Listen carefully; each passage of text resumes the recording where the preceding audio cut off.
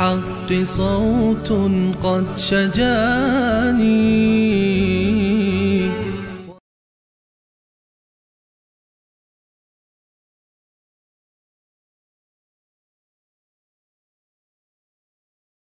بسم الله الرحمن الرحیم. الحمد لله رب العالمین والصلاة والسلام على سید الانبیاء والمرسلین حبیبنا محمد و علی آله و صحبه اجمعین. بینندگان عزیز و گرامی، السلام علیکم و رحمت الله و برکاته. در خدمت شما عزیزان هستیم با این برنامه زنده‌ای که ویژه شما عزیزان هست و می توانید در این برنامه سوالاتتون رو، شبهاتتون رو و موضوعات مهمی رو که دوست دارید با ما در میان بگذارید. تا برقراری تماس‌های شما عزیزان، یک سری سوالاتی رو که دوستان عزیز از طریق واتساپ شبکه که اکنون زیرنویس میشه و شما می توانید سوالاتتون رو، پیام‌های صوتیتون رو از طریق این واتساپ برای ما بفرستید و همچنین در برنامه امروز می توانید از طریق همین واتساپ به ما زنگ بزنید و همین شماره رو می توانید به طور مستقیم هم با ما تماس بگیرید. یکی از سوالاتی که در این روزها خیلی از عزیزان میپرسن این است که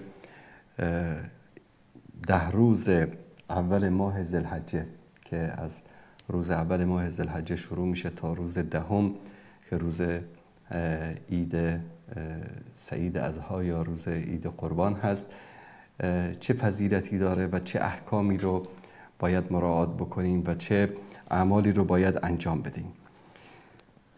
در حدیث صحیح رسول الله صلی الله علیه و آله و سلم می‌فرمایند که ما من ایام العمل الصالح فيها احب الى الله من هذه الايام، یعنی ایام العشر. هیچ روزی نیست، منظور در روزهای سال، حتی علما میگن که این 10 روز از 10 روز آخر ماه رمضان هم برکت و فضیلت بیشتری دارد، که در این روز عمل صالح، کارهای خوبی که انسان انجام میدهد برای الله سبحانه و تعالی دوست داشتنی است و این ایام دهگانه به اصطلاح ماه ذوالحجه است، اول ماه ذوالحجه. قالوا یا رسول الله ولا الجهاد فی سبیل الله، یعنی حتی جهاد فی سبیل الله هم پایین تر از اعمالی است که انسان در این روزها انجام میدهد. فرمودن که ولا جهاد فی سبیل الله، حتی جهاد فی سبیل الله، یعنی اعمال صالحی که انسان در این روزها انجام میدهد از جهاد فی سبیل الله هم برتر است نزد الله سبحانه و تعالی. الا رجل خرج بنفسه و ماله فلم یرجع من ذلك بشیء، مگر اینکه یک مجاهدی که با مالش، یعنی حتی اون مصارف جهاد و سلاح و مهماتی رو که نیاز داره، با پول شخصی خودش تهیه کرده باشه و خودش هم در جهاد شرکت کرده باشه و به شهادت رسیده باشه، این شخص ثواب عملش، فقط این شخص ثواب عملش بیشتر از اعمالی است که ما در دهه اول ماه ذوالحجه انجام میدیم. به خاطر همین این ایام مبارکی است و باید از هر لحظه و هر ثانیه این شب و روزهای دهه ذوالحجه ما استفاده بکنیم و با ذکر، دعا، تلاوت قرآن کریم و اعمال شایسته. یکی از اعمال شایسته‌ای که ما می توانیم در 10 روز اول ماه ذوالحجه انجام بدهیم تا شب عید، روزه است. روزه گرفتن ثواب خیلی زیادی داره. رسول الله صلی الله علیه و آله و سلم تشویق کردن، خودشان هم روزه می گرفتن و همانطوری که می دانید در حدیث صحیح الله سبحانه و تعالی در حدیث قدسی می فرماید که کل عمل ابن آدم له الا الصیام فانه لی و انا اجزی به. هر عملی رو که بنی آدم یا فرزند آدم انجام میده برای خودش، اما این روزه است که برای من هست. همه اعمال ما برای الله سبحانه و تعالی است، اما ویژگی خاص روزه این است که در روزه دیگه نمیشه ریاکاری کرد. شاید شما برای مردم ریاکاری بکنید، برای مردم وانمود بکنید که روزه هستین، اما فقط الله سبحانه و تعالی میدانه که شما روزه هستید یا نیستید. شاید خیلی انسان‌ها را الان شما ببینید در کوچه و بازار میگردن، هیچ اصلا تصور نمی کنید که اینها روزه باشن، اما روزه هستن و این عمل به خاطر این ویژگی که داره الله سبحانه و تعالی میگه که پاداش و جزای او را من میدهم. همچنین در این روزها تکبیر گفتن، تحلیل گفتن و ذکر الله سبحانه و تعالی رو کردن خیلی ثواب بزرگی داره. حتی جالب است که من دوستان اگر بتونن المصلی رو کلیپش رو لینکش رو بگذارن در اپلیکیشن مصلی، یک گزینه جدیدی گذاشتن خیلی زیباست که این تکبیرات که تا روز عید تا قبل از قربانی این تکبیرات سنت است که در خانه، در کوچه، در بازار، در همه جا این تکبیرات گفته بشه. حتی روایت است که اصحاب رسول الله صلی الله علیه و آله و سلم مانند ابن عباس، ابن عمر، ابن مسعود در کوچه ها، در بازارها میگشتن در این روزها و با صدای بلند تکبیر میگفتن که صیغه این تکبیر رو من برای شما میگذارم. موبایلتون رو خاموش بکنید، ببندید کلا صفحه موبایلتون رو، اما این صدا همینطور در محل کارتون، در ماشین، در هر جایی که باشید تکرار میشه و شما باهاش تکرار میکنید و این اجر و پاداش فراوانی داره که الله سبحانه و تعالی هم در آیه 28 سوره حج به این موضوع اشاره فرمودن که لیشهدوا منافع لهم ولیذکروا اسم الله فی ایام معلومات. این ایام معلومات همه مفسرین اعتقاد دارن که ایام دهه اول ماه ذوالحجه است. ادا کردن حج و عمره هم یکی از مناسک ویژه ماه ذوالحجه است، رکن پنجم اسلام است. به عرفای دشمنان اسلام و یا کسانی که به شکلی با دشمنان اسلام همنوا شدند گوش ندهید. کسی که استطاعتش رو داره باید حج بیت الله را انجام بده و این فرض است و رکنی از ارکان اسلام است. کسی که استطاعتش رو داره و حج انجام نمیده یعنی رکنی از ارکان اسلام رو انجام نداده و این انسان گناهکار است در نزد الله سبحانه و تعالی. یکی از عبادت‌های مخصوص ماه ذوالحجه و ده ذوالحجه قربانی است. کسایی که استطاعت دارن در روز عید قربانی بکنن به فقرا، به مستمندان، به خیشان و همسایگانشون که مستحق هستن، مستمند هستن، به اونها از این گوشت قربانی بدن و خودشون هم استفاده بکنن. این یکی از عبادت‌های بزرگ است، قربانی در راه الله سبحانه و تعالی. الله متعال امر میکنه فصلی لربک وانحر، نماز بگذار برای پروردگارت و همچنین قربانی بکن.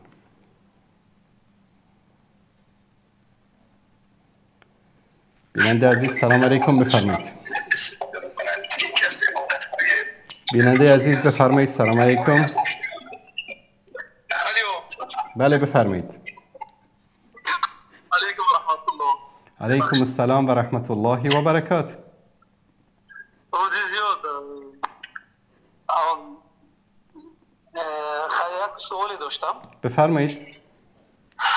برای همین اویله دار شوی، مثلا شوری ما جوانو اویله دار هستیم و بخری میمیریم، اما تو روسیه، تو اروپا، تو دیگر جا 5 ماه و 6 ماه بعد وقت تو 8 ماه 1 سال میستیم. یک جا شنیدم که مثلا دیگه اویله دار شوی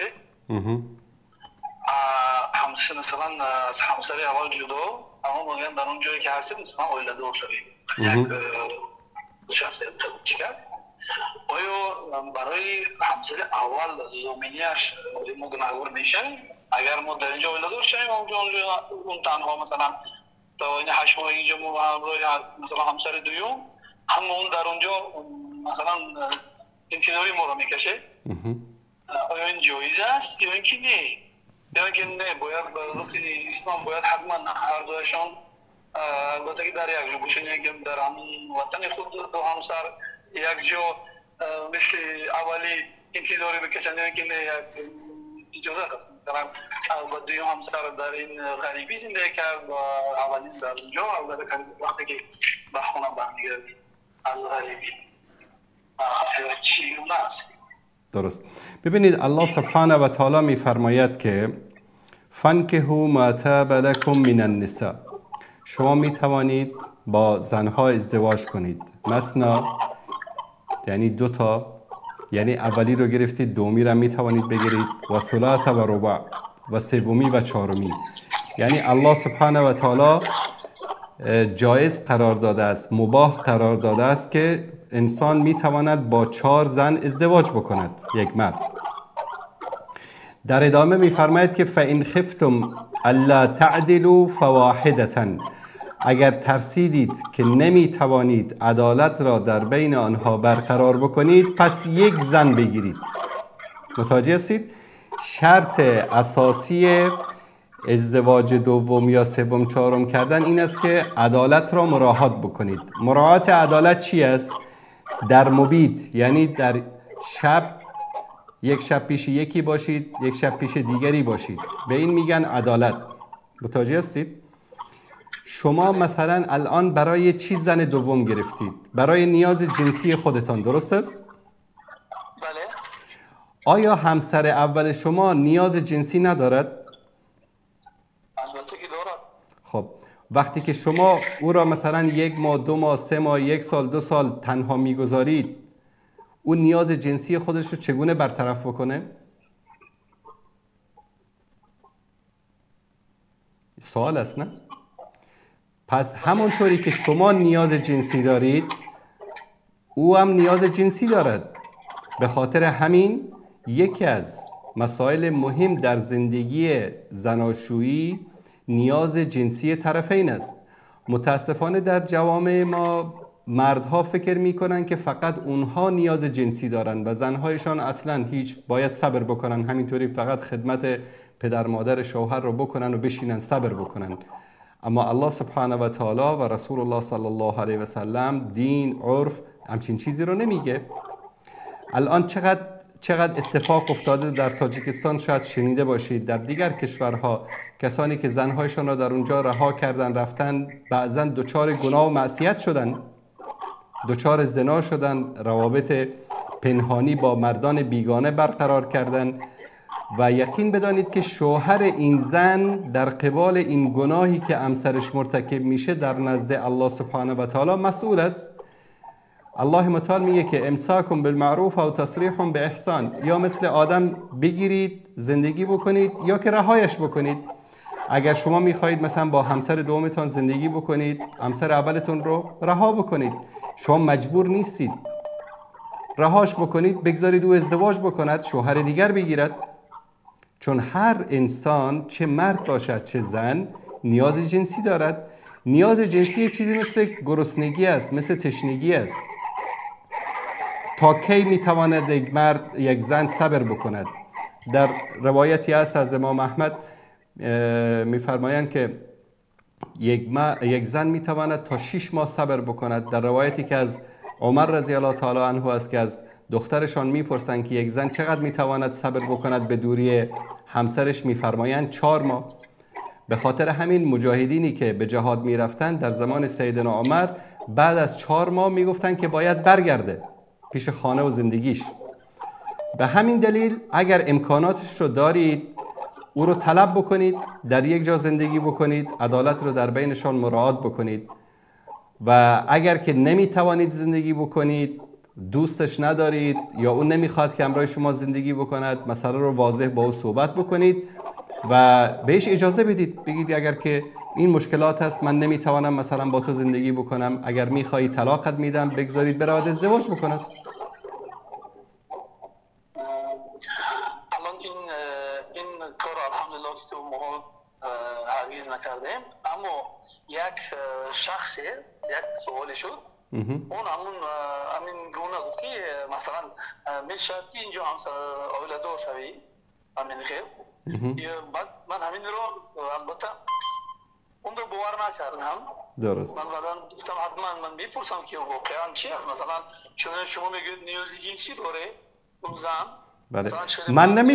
من نمیگم این واقعیت است. همه زنها نیاز جنسی دارن. زنی نیست که نیازی نداشته باشد. بله الان همه میدونم که این گونه است، اما اون که این گونه گفت این سخن رو زد. درست. همین واقعا این واقعا درسته یا اینکه نه واقعا درست که نیست. درست. اما مثلا به هر دوی زن اولادار شده در مثلا در همون جای زادگاه به غریبی میایی تا 4 ماه 6 ماه میستی اون دو نفر مثلا انتظار میشه. مثلا تو غریبی میایی کسی رو به همراه نمیاری، اگر آوردی هر دو، اگر نه آوردی تنها خودت میایی. درست. آیا جایز است یا اینکه نه؟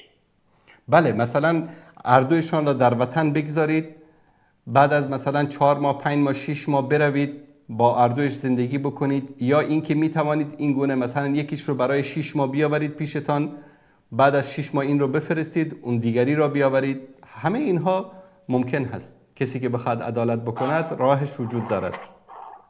انشاءالله. زنده باشید برادر. سلامت باشید. حیاکم الله. سلامت باشید. سلامت باشید. سلامت باشید.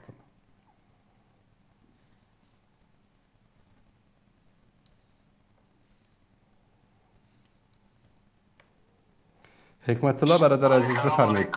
علیکم السلام و رحمت الله و برکاته. استاد انصاری خوب هستین؟ سلامت باشید، زنده باشید. استاد انصاری میخوایم چند سوال دارم به خاطر همین پدرجان ما. بفرمایید. پدرجان ما یگان وقت بسیار اوقاتش تلخ میشه، حتی مردگان یه ذره توهین میکنه بهش این چیزا. حالا نظر اسلام، حالا این وقت قربانی هم نزدیک از خودش توانایی قربانی هم نداره، ما بهش پول فرستادیم گفتیم برو قربانی بخره. حالا امروز تو اصلا دلش یه چیزی کش نمیکنه، حالا قربانی هم که بخره این قبول میشه؟ قربانی بخره قبول میشه؟ چرا قبول نشه؟ چه سببی است که قبول نشود؟ اصلا دلش کش نمیکنه. چندین دفعه گفتیم برو یه چیزی بخر، میگه نه حالا باشه امروز سبا تو اصلا دلش در قربانی نیست. این تو بریتان بگویم. ببینید، اگر شما نیت کردید که قربانی خودتان را در وطن خودتان، مثلا پدر و مادرتان بکشن در اونجا ذبح بکنن که باید اونا انجام بدن، اما اگر مثلا شما $100 فرستادید، پدرتان میگه که من قربانی نمی کنم، شاید اون $100 شما را نیاز داشته باشد. درست است؟ شما $100 دیگر به کسی دیگری بفرستید، برادری، پسر عمویی، قومی، خیشی، کسی که بهش اعتماد دارید، $100 دیگه بفرستید، بگید این رو قربانی بکنه. بعد از اینکه قربانی کرد، ذبح کرد، گوشش رو ببره به خانه پدر و مادرتان بدهد. نه این خودم قربانی نمیکنم، چون میفرستم پول برای پدرم. حواستان شد؟ بله، اگر اونطوری است این دیگه به گردن پدرتان هست. دوست داشت میکنه، شما حق ندارید که مجبورش بکنید که حتما تو قربانی بکن. براش مثلا بگید که من این پول رو برای تو میفرستم، قیمت یک گوسفند است، دلت قربانی میکنی، دلت خرچش میکنی، اختیار داره. خب باشه، خیلی خوب. هم به خاطر گفتم این وقت خیلی عصبانی چیزا میشه، حتی به این گذشته ها یه ذره توهین میکنه. این چیزا میشه یه راهنمایی برای ما کنید چیکار کنیم؟ باید یه ذره سنش هم بالاست. باشه، چشم، در این موردم صحبت میکنم. تشکر. زنده باشید، سلامت باشید. من جواب شما را از قرآن کریم میدم برادر عزیز و بزرگوار. سوره اسراء آیه 23 است فکر کنم، 23. ببینم همین آیه است یا نه. بله، دقیقا همین است. دوستان عزیز اگر نشون بدن، این آیه خیلی جالب است. آیاتی که در مورد نیکی به پدر و مادر است آیات زیادی است. ووصینا الانسان بوالديه احسانا و قضا ربک الا تشرک بالله و بالوالدین احسان. یعنی آیاتی که در مورد احسان به پدر و مادر، نیکی به پدر و مادر است زیاد است. اما این آیه یک نکته خیلی جالبی داره. دوستان عزیز دقت بکنن. الله متعال میفرماید و قضا ربک الا تعبدوا الا ایه. الله سبحانه و تعالی چنین تقدیر کرده است، چنین مقرر کرده است که نپرستید مگر او تعالی را. و بالوالدین احسانا، و پدر و مادرتان چی کنید؟ نیکی بکنید. اما یبلغن عندک الکبر احدهما او کلاهما. و هرگاه یکی از آن دو نفر، یعنی پدر و مادر، یا یکی از آنها، مثلا پدرش فوت کرده مادر داره، مادرش فوت کرده پدر داره، به سن پیری رسیدن، فلا تقل لهما اف، به اونها حتی کلمه اف هم نگید. ولا تنحرهما، به سر آنها فریاد نزنید، دل آنها را نشکنید، سرشون داد نزنید. و قل لهما قولا کریما، و به اونها چی بگید؟ با نیکی و بزرگوارانه به اصطلاح سخن بگید. در اینجا چرا اینو ذکر میکنه؟ اما یبلغن عندک الکبر احدهما او کلاهما. انسان که پیر میشه دقیقاً عقلش، شعورش، قوتش، اخلاقش کأنه برمیگرده به دوران کودکی.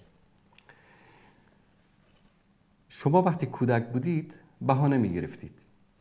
پدر رفته زحمت کشیده براتون یک کفشی خریده، لباسی خریده، نه من اینو نمیخوام. کفش سفید خریده، نه من کفش مثلا سیاه میخوام. پیرن رنگ مثلا سفید خریده، میگه نه من رنگ قهوه‌ای میخوام. بهانه میگرفتید. بیا این غذا رو بخور، نه این خوشم نمیاد نمیخورم. مریض میشدی، بیا دارو تو بخور. دارو مثلا شاید همه کسانی که فرزند دارن تجربه کرده باشن. مشکل ترین زمان برخورد با کودک وقتی است که مریض است. تا سن تقریبا 5 سالگی بیمار که میشه دارو نمیخوره. دارو عموما تلخ است، نمیخوره. با چه وضعیت سختی یک قاشق دارو رو به کودک میده پدر و مادر. شب نصف شب گریه میکنه، بلند میشه، شاید 2 مرتبه، 3 مرتبه، 10 مرتبه. شب تا صبح پدر و مادر به نوبت اون رو اگر تب بکنه، مریض باشه، نمیخوابن، اون رو به اصطلاح نگهش میدارن. دقیقاً پدر و مادر که پیر میشه کأنه الله سبحانه و تعالی همون دوران کودکی که شما داشتید و همون مشکلات و سختیایی رو که پدر و مادر تحمل کرده، الله متعال میگه که تو الان نوبت تو است که تحمل بکنی.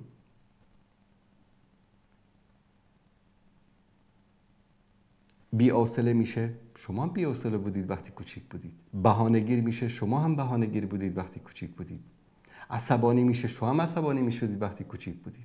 بدون دلیل یک چیزی رو بهانه میکردی، گریه میکردی.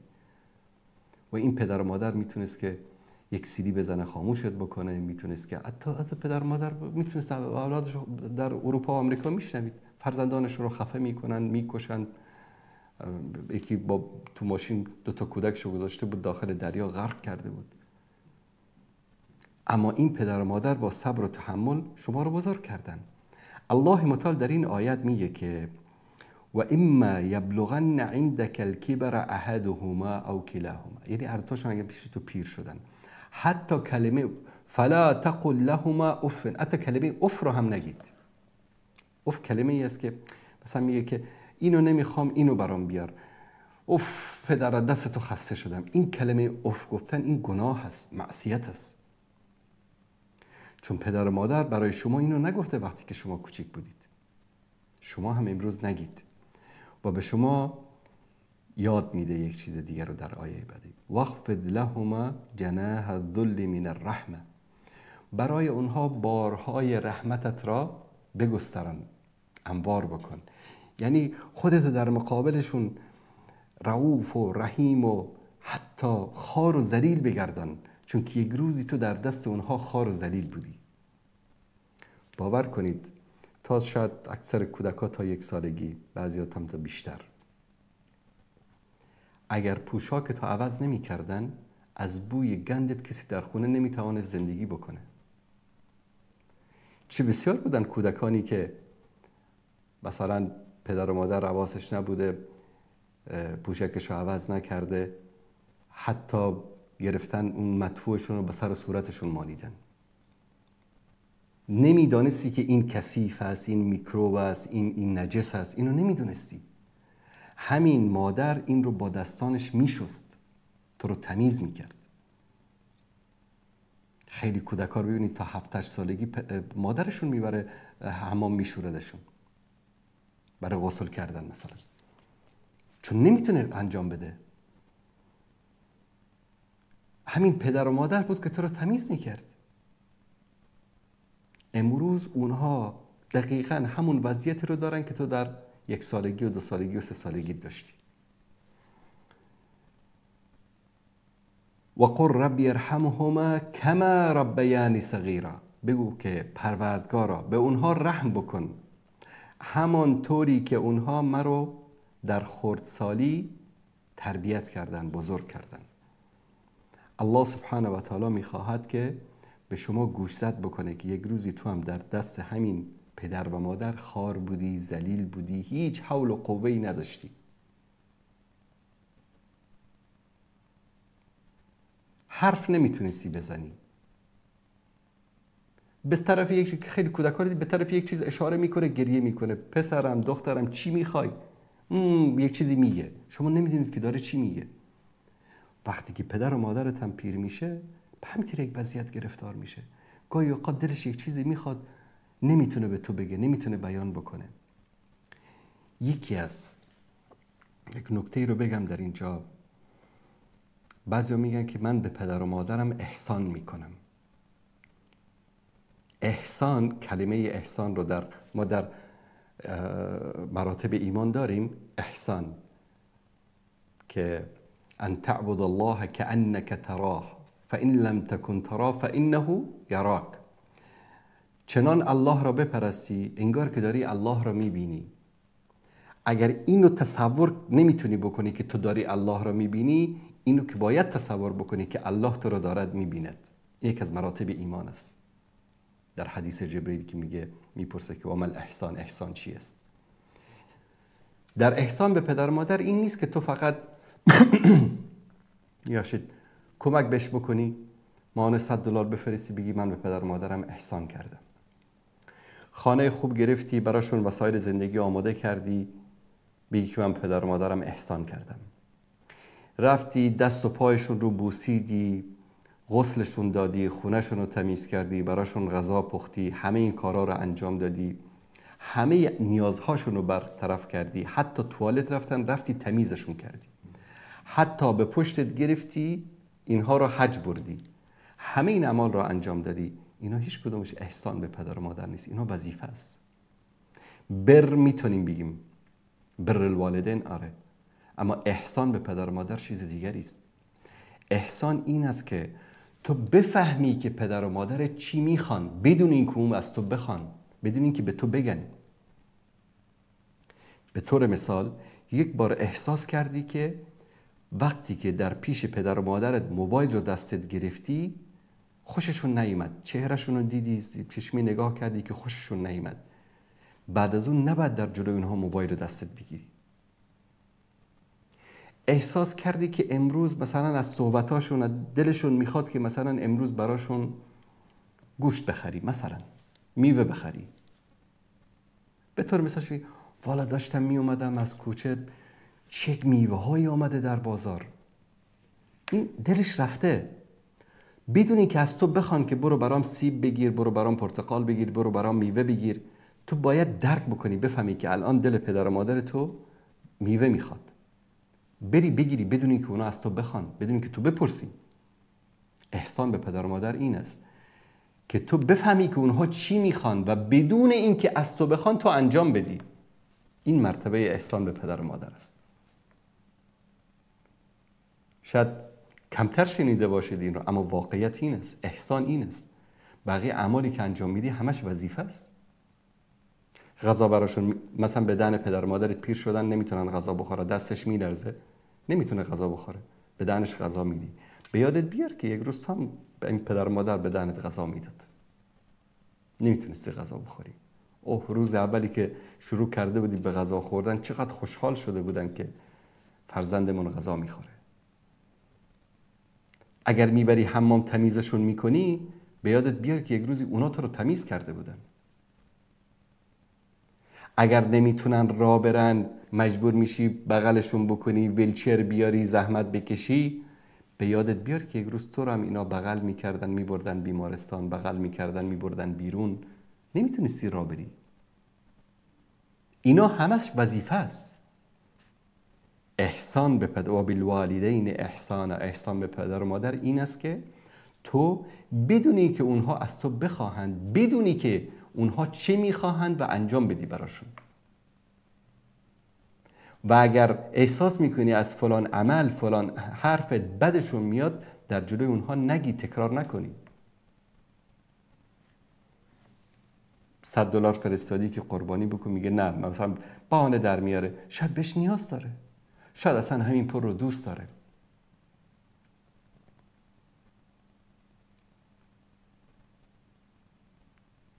چهار روز زنده است، فردا میمیره.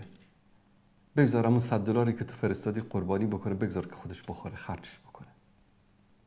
اختیار بده بهش، نه اینکه سرش داد بکشی، منت بکنی که با من اینو برای قربانی فرستادم، تو چرا قربانی نمی کنی، چرا بهانه میگیری. نه، بگذار آزاد، بگذارش هر کاری دلش میخواد بکنه. چون که یک وقتی هر کاری دلت خواست میکردی و اونها چی کار میکردن؟ میخندیدن. دلت میخواست بلند میشدی، ظرف میشکستی، کثیف میکردی، همه خونه رو به هم میزدی و اونا تحملت کردن. تو هم امروز تحمل بکن. بیننده عزیز، سلام علیکم. علیکم السلام و رحمت الله. استاد محترم، ان شاء الله اول برای خدا کنه جور صحت و عافیت باشه. سلامت باشید، زنده باشید برادر عزیز.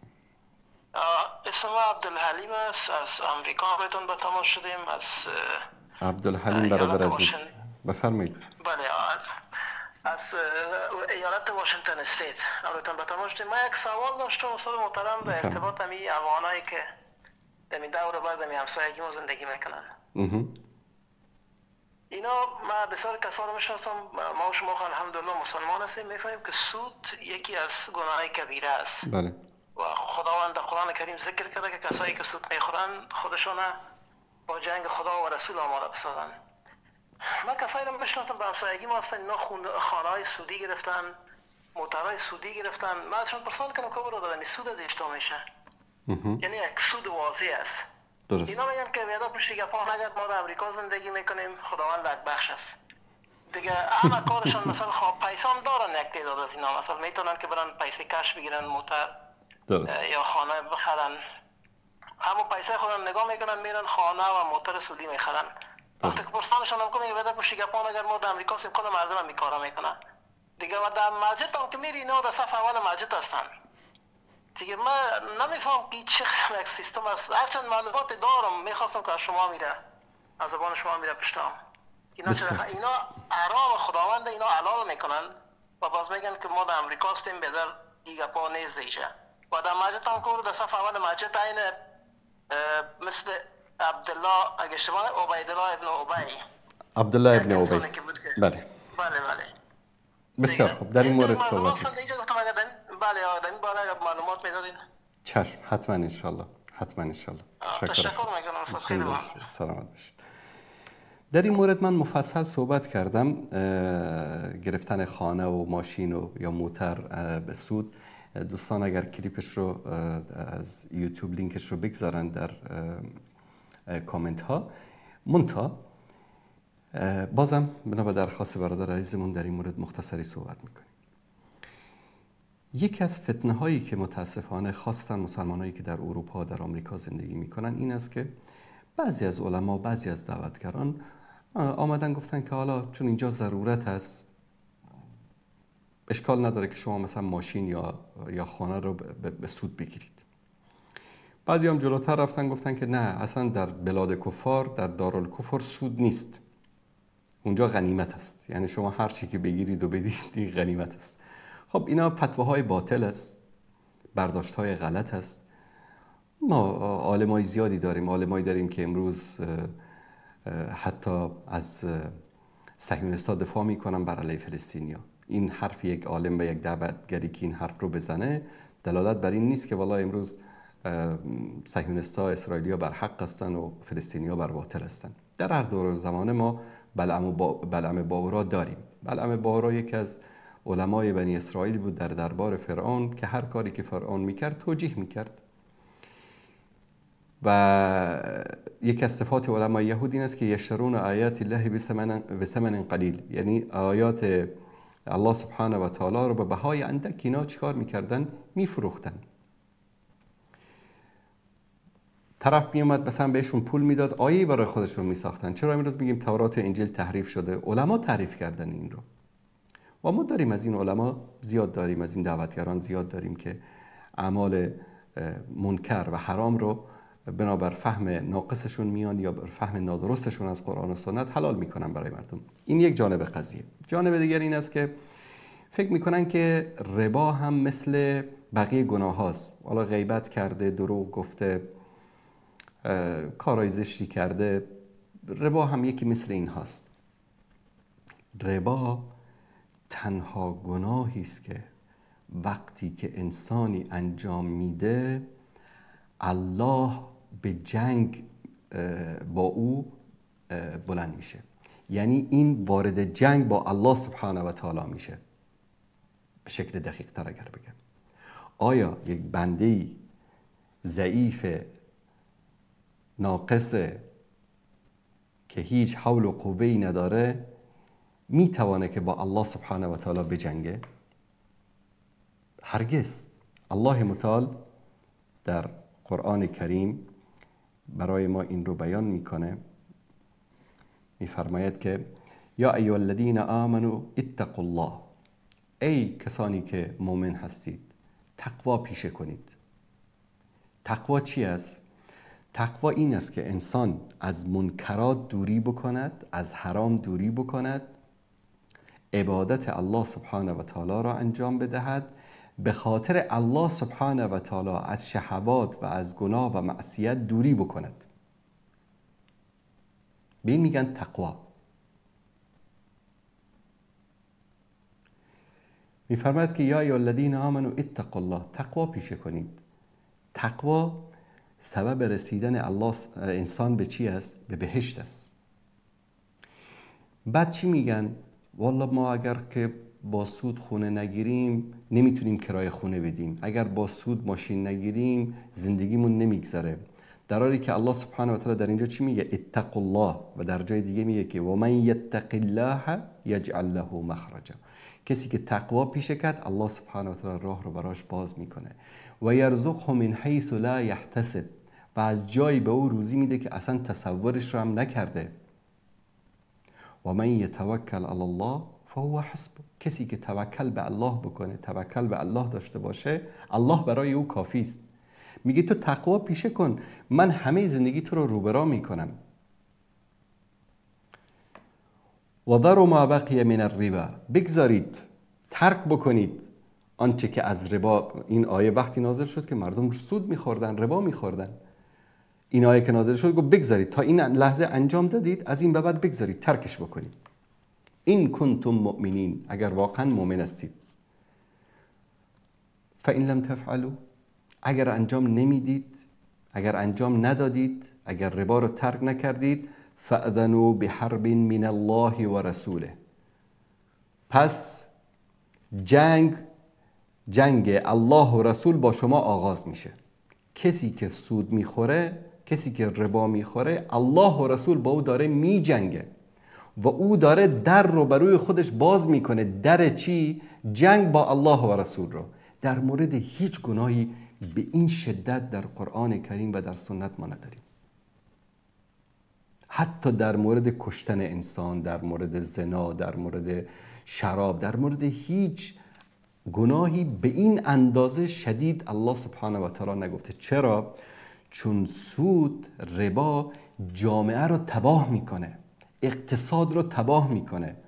امروز شما تصور بکنید در همین آمریکایی که برادرمون از اونجا زنگ زدن، میلیون ها نفر آمریکایی در خیابان ها زندگی میکنه. ترامپ اومد، شاید دیده باشید، به سرچ بکنید، کسانی که در اطراف کاخ سفید، در واشنگتن، در نیویورک، در شهرهای بزرگ، در کالیفرنیا، لس آنجلس، در شهرهای بزرگ در خیابان ها زندگی میکردن رو جمع کردن، به یک مکان دیگری منتقل دادن. ترامپ خب این مظاهر براش خیلی مهم است، یعنی نمیخواست اینا رو ببینه در کوچه و خیابان. سبب این چی است؟ سبب وجود این همه انسان‌های بی خانمان در یک جامعه‌ای که اقتصاد اول جهان رو میزنه، دم از قدرت اول جهان میزنه، سود. طرف به سود خونه گرفته، نتونسته بده، اومدن خونه‌ش رو ضبط کردن، در خیابان زندگی میکنه. در اونجا یک بار اگر شما در بلک لیست رفتی، یک سود بانک رو نتونستی بدی، تموم شد، شما رو میندازن در لیست سیاه. بعد از اون نه کسی بهت کار میده، نه کسی بهت قرض میده، مجبوری بری در کوچه زندگی بکنی. سبب چی است؟ ربا، سود.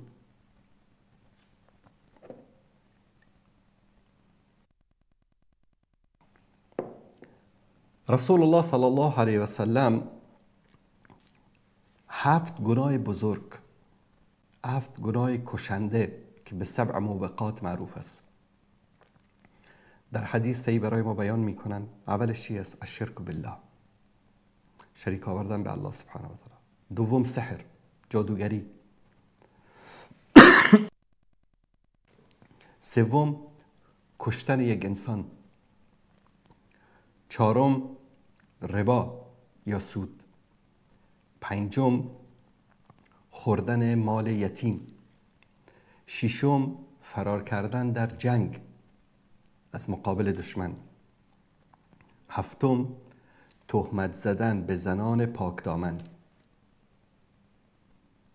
7 گناه کشنده، 7 گناهی که اینها از جمله بزرگترین گناهان است. و یکی از اینها چی است؟ ربا. میایم در آیه دیگر، در سوره بقره آیه 276. الله متعال میفرماد که یمحق الله الربا. الله سبحانه و تعالی، مترجمین اومدن گفتن که نابود میکند. نابود کردن، این کلمه محق که در اینجا ذکر شده، یمحق الله الربا، تنها معنی نابود کردن نیست. اگر بخوایم این کلمه رو دقیق به فارسی ترجمه بکنیم، از بین میبرد، نابود میکند، خرد میکند، میشکند، له میکند، چنان از بین میبرد که اثری از اون نمیماند در زندگی یک انسان. من کلیپ رو دیدم از یک پیرمردی، خبرنگار، اصلا در یک بادی دیگری بود، داشت از مردم میپرسید که چه کاری در زندگیت کردی که پشیمان هستی؟ اشکاش جاری شد. گفت در جوانی سود گرفته بودم، نتیجه شو تا الانم در زندگیم دارم میبینم. باور به خدا بکنید، ولو بعد حین، شاید امروز نه فردا، فردا نه پس فردا، کسانی که سود میگیرن، سود میدن، هرگز در دنیا زندگی سعادتمندی نخواهند داشت. حتی کشورها، حتی حکومتها. چون الله متعال میگه یمحق الله الربا، نابود میکنه، له میکنه، از بین میبره الله سبحانه و تعالی. شاید در تالا من صدها نفر رو دیدم، دور و برم کسانی بودن که سود گرفتن، بعضیا به یک بهانه‌ای، بعضیا که محتاج بودیم، بعضی خداوند چنان محتاج و در بدرشون کرد که حالا به سر خودشون میزنن ای کاش نمیگرفتیم. و امروز چقدر زیاد شده، مثلا بانک بهتون زنگ میزنه، کردیت کارت بهت میدیم، $10,000، $15,000، $20,000. کارت در دستت هست، میتونی که بری $1 هم نداری در حسابت، میتونی بری $30,000 خرید بکنی. مشکل این است بعد از خرید شروع میشه. 5000 خرید کردی، 4.5% سود روش میاد، 5% سود میاد، 10% سود میاد، بر حسب بانک ها و کشورها فرق میکنه. ماه اول 2000 $3000 سود آمد، یه جوری پرداختی. ماه دوم خب زندگی تو داری اینطوری عیار میکنی، ماه دوم $10,000 میگیری خرج میکنی، سودش بیشتر میشه، 4000 $5000 میشه، ماه دوم 20000 میشه، همینطوری. یک وقت میبینی که غرق شدی. این است که الله متعال میگه یمحق الله الربا. کسی که خانه ای رو با سود میگیره و در اون خانه نماز این قبول نمیشه، دعایش قبول نمیشه، فرزند صالح براش الله سبحانه و تعالی نصیب نمیکنه، سعادت، خوشحالی، سکون، آرامش از این خانه میره و دلش خوش است که من خانه گرفتم، 10 سال بعد صاحب خانه میشم، 10 سال بعد قسطش تمام میشه. نتیجه این سود رو در فرزندش، در همسرش، در آرامش و سکون، گاهی اوقات شاید همسرش هم باشه، فرزندش هم باشه، همه چیزم رو به راه باشه، اما سعادتمندی نیست. نتیجه سود است. طرف در یک کلبه‌ای در بنگلادش، در افغانستان، در پاکستان، در گوشه دنیا با چنان آرامش خاطر و ایمان داره زندگی میکنه، کیف میکنی. طرف در اروپا، در آمریکا، در قصر زندگی میکنه، آرامش نداره. آخرش هم ببینی که خودکشی کرده. استرس و اضطراب و هزار یک بیماری روحی روانی گرفتار شده. نتیجه چی است؟ مال حرام. بعد چی میگن؟ که دعای ما قبول نمیشود. پیامبر صلی الله علیه وسلم میفرماید که ژولیده دستشو بلند میکنه، ربی ربی میگه، داد میزنه، اما دعاش مستجاب نمیشه. چرا؟ خوراکش حرام، لباسش حرام، مسکنش حرام، گوشت بدنش از حرام. چطور مستجاب بشه دعاش؟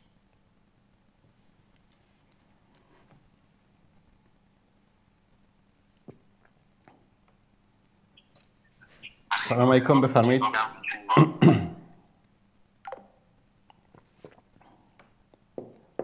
دوست عزیز ما پشیمان شد.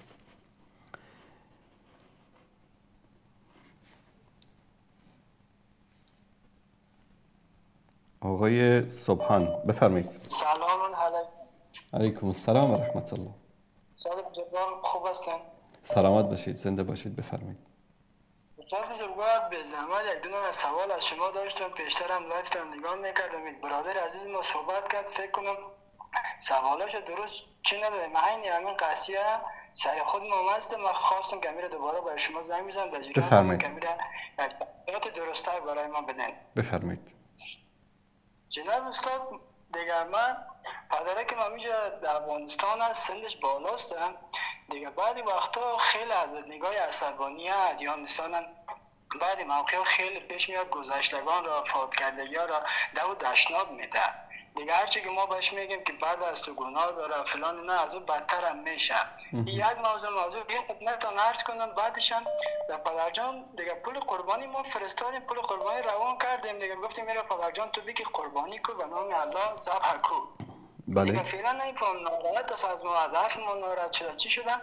دیگه علاقه‌مندی، دلگرمی به قربانی نداره. پول فعلا در خانه همونطور موجود ماندگی است. برش میگیم پدر جان قربانی وقت‌تر بخره، اگه درست زیر دست خود نگاه که اگه خوب شب فلان. خب الان من متوجه شدم سوام برادر عزیز. الان شما پول فرستادید، قربانی از شما نیست، یعنی شما نیت قربانی ندارید، درست است؟ خب خیلی سند ما کوچک است دیگه، ما اوکی. اوکی ببینید، من بیان میکنم برای شما. ببینید احکام قربانی را اولا اینو برای شما بیان بکنم. شما میتوانید که از طرف پدرتون، مادرتون، خودتون و خانوادهتون یک گوسفند قربانی بکنید. رسول الله صلی الله علیه و سلم از طرف خودشون و همسرانشون یک گوسفند قربانی کردن. یعنی برای یک خانواده یک گوسفند قربانی کردن کافی است. بعضی چیکار میکنن؟ یک گوسفند برای پدر، یک گوسفند برای مادر، یک گوسفند برای همسر، یک گوسفند برای خودش، 4 تا گوسفند قربانی میکنن. اگر داری 4 تا قربانی میکنی اوکی، مشکلی نیست. اما اگر ندارید، یک گوسفندی رو شما در هر گوشه دنیا قربانی کردی، ثوابش برای پدرت، مادرت، خودت، خانمت، فرزندانت رسید. اوکی، این یک جانب قضیه. شما الان $100 فرستادی برای پدرت که پدر جان قربانی بکن. نمیخواد قربانی بکنه، خلاص نکنه، هیچ مشکلی ندارید. مادامی که شما نیت قربانی ندارید، مادامی که شما نیت نکردید برای قربانی و این $100 رو فرستادید و پدرت نمیخواد قربانی بکنه، شما مجبورش نکنید، بگذارید بذار تو خونه باشه. وانگهی این یک جانب قضیه، فرستادید نمیخواد قربانی بکنه، نکنه، مجبورش نکنید. نکته دوم این است که وقتی که میدونید پدرتون اینطوری یک آدمی است، به جای اینکه وارد درگیری با پدر بشید، این پول رو بفرستید برای پسر عمو، پسر خاله، پسر عمه، دوستی، رفیقی در شهرتون، حتما دارید دوست و رفیقی در اونجا، بفرستید احمد جان، محمود جان، فلان جان، من $100 برات میفرستم، یک گوسفند بگیر از طرف من قربانی بکن، وقت قربانی کردن یک ویدیو هم بگیر برام بفرستاد که خاطرتون جمع بشه، گوشش هم نصفشو ببر به در خانه پدر مادرم بده، بقیه‌اش هم برای فقرا تقسیم بکن و سلام. دقیقاً استاد جان، ما گفتم گرفتم، موضوع همی است که فعلا پدر سر ما حیات از زنده است دیگه. پدر که دلگرمی و علاقه‌مندی به قربانی نداره، ما میتوانیم که امیر به اسم مادر اجازه بدیم که بگویم خیر پدر حیات از زنده است، به سر زنده است، تو امیر به نام خود بگو پدر دلگرمی به این نداره، خود امیر به اسم خود ذبح. بله وقتی که مادرتون قربانی بکنه ثوابشو هم پدرتان میبره هم مادرتان میبره. شما حق ندارید که او رو مجبور بکنید، یعنی حق ندارید پدرتان را مجبور بکنید که پدر حتما تو قربانی بکن، دلش خواست بکنه دلش خواست نکنه. قربانی سنت است، واجب که نیست، فرض نیست. دقیقاً این تو خود نیست که مثلا به اسم شخص باید شوی، خود نیست مثلا پدر نه، برای خانواده. ببینید برای خانواده به مجرد اینکه شما نیت کردید که از طرف خانواده خودم یک دانه گوسفند قربانی میکنم، لازم نیست که اونجا بگید که مثلا وقت ذبح کردم بگید از طرف پدرم، مادرم، همسرم، فرزندانم، خودم و نه، این چیزا نیاز نیست. نیت، همه چیز، عمل انسان به نیت انسان تعلق داره. مادرتون رو $100 برای مادرتون بفرستید، مثلا مادرتون قربانی بکنن، ثوابش به پدرتون هم میرسه، به مادرتون، به شما هم میرسه. هیچ وقت مجبورش نکنید. هیچ وقت مثلا ببینید الان پدرتون مثلا سنش شاید 60 باشه یا 70 باشه، درست؟ شما خودتان به عنوان یک جوان الان آیا حوصله 5 سال قبل خودت رو داری؟ نه استاد. بسیار خوب. 5 سال بعد حوصله شما از اینم کمتر میشه، 10 سال بعد از اینم کمتر میشه، 20 سال بعد از اینم کمتر میشه. به سن پدرت رسیدی، بعد از اون درک میکنی که حوصله یعنی چی، پیری یعنی چی. مثلا فوش میده، توهین میکنه، اهانت میکنه، بازخواستش نکنید، به خوبی بهش بگید، دستشو ببوسید، صورتشو ببوسید، پدر جان خیر است، این حرفا رو نزن، ولش کن، تو هستی، تو خوبی، تو فلان، اما باش جر و بحث نکنید. بعضی از علما، برادر عزیز، من یک نکته رو به شما بگم، بعضی از علما میگن که اگر پدرت گفت که شیر سیاه است و تو به پدرت بگی نه پدر تو داری اشتباه میکنی، شیر سفید است، این جزء عقوق والدین است، یعنی گناهکار میشی. بحث نکن باش، بگذار بگی که شیر سیاه است. حالا پدرت گفت شیر سیاه است، شیر که سیاه نمیشه، نه؟ چیزی تغییر خود در کائنات به وجود نمیاد، خلاص باش بحث نکنید. ببینید این حقوق، این احترام به پدر و مادر از طرف الله سبحانه و تعالی به ما فرض شده. من دلیلشو برای شما بگم از قرآن و سنت. آیه رو براتون بیارن. جناب استاد، من کاملا لفتم دارم نگاه میکنم، دیدم کاملا دقیق ما احترامش داریم، بزرگواریش حفظ میکنیم، فقط بعد موقعی که عصبانی میشه باز دوباره پدر بزرگ و فلان و اینا رو باز داشتن میته، هرچی با بسیار مهربانی و صمیمیت میگه پدر جان اونا گذشته، تو هرچی میگی از او بدتر تو خود گناهکار آلوده میکنی به گناه. بازم ادامه میده. من فقط خواستم که امیر برش یک راهنمایی بشنوم از شما که باید چیکار کنیم که از این کار از این کمتر شود یا مثلا خیلی گناهکار نشه یا ما یک تقصیر گناهکاریش نشه. ببینید من به شما گفتم اگر پدرتان توهین میکنه، فوش میده، شما با او جر و بحث نکنید. همینطور نشسته اتوماتیک که فوش نمیده برکست است، گویا اوقات یک چیزی سبب میشه، مثلا یک حرفی کسی میزنه، در یک موضوعی باز میشه، اصلا این موضوعات رو باز نکنید، دهنشو باز نکنید که فوش نده.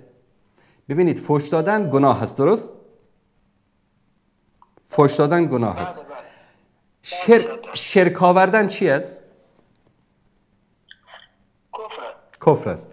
الله متعال در 2 جای قرآن میگه که اگر پدر مادرتان شرک آوردن و شما را امر کردن که شرک بیارید، اطاعتشان نکنید، لکن با امرشان بدرفتاری نکنید. مثلا چی میگه؟ در سوره لقمان آیه 15 و این جاهداک علی ان تشرک بی ما لیس لک به علم فلا تطعهما. اگر که پدر و مادر تو رو مجبور کردن که به الله شرک بیاری، یعنی پدر شما به شما بگه که سبحان جان تو برو با بت سجده بکن، میگه اطاعتش نکن. و صاحبهما فی الدنیا معروفا، ولکن با اخلاق، با برخورد خوب، با الفاظ خوب با او رفتار بکن. نه پدر تو کافر شدی، تو مشرک شدی، تو فلان هستی، تو جهنمی هستی، نه اینو نگو. اطاعتشون نکن، خوش رفتاری بکن باشون. آیه دوم و وصینا الانسان بوالدیه حسنا، ما وصیت کردیم که ای انسان به پدر و مادرت احسان بکن. و این جاهداک لتشرک بی ما لیس لک به علم فلا تطعهما. و اگر که تو رو مجبور میکنن که به الله شرک بیاری، تو از اونها اطاعت نکن، فقط اطاعت نکن. الی مرجعکم، برگشتتون به سوی خداست. خداوند با اونها برخورد میکنه. تو حق نداری که در این دنیا سرشون داد بکشی، باشون بد اخلاقی بکنی، بد رفتاری بکنی. الان متوجه شدید برادر عزیز منظور من چی است؟ خیلی تشکر، خیلی بزرگوار. سلامت باشید. الله مطالبتون کنه. خدا نگهدارش.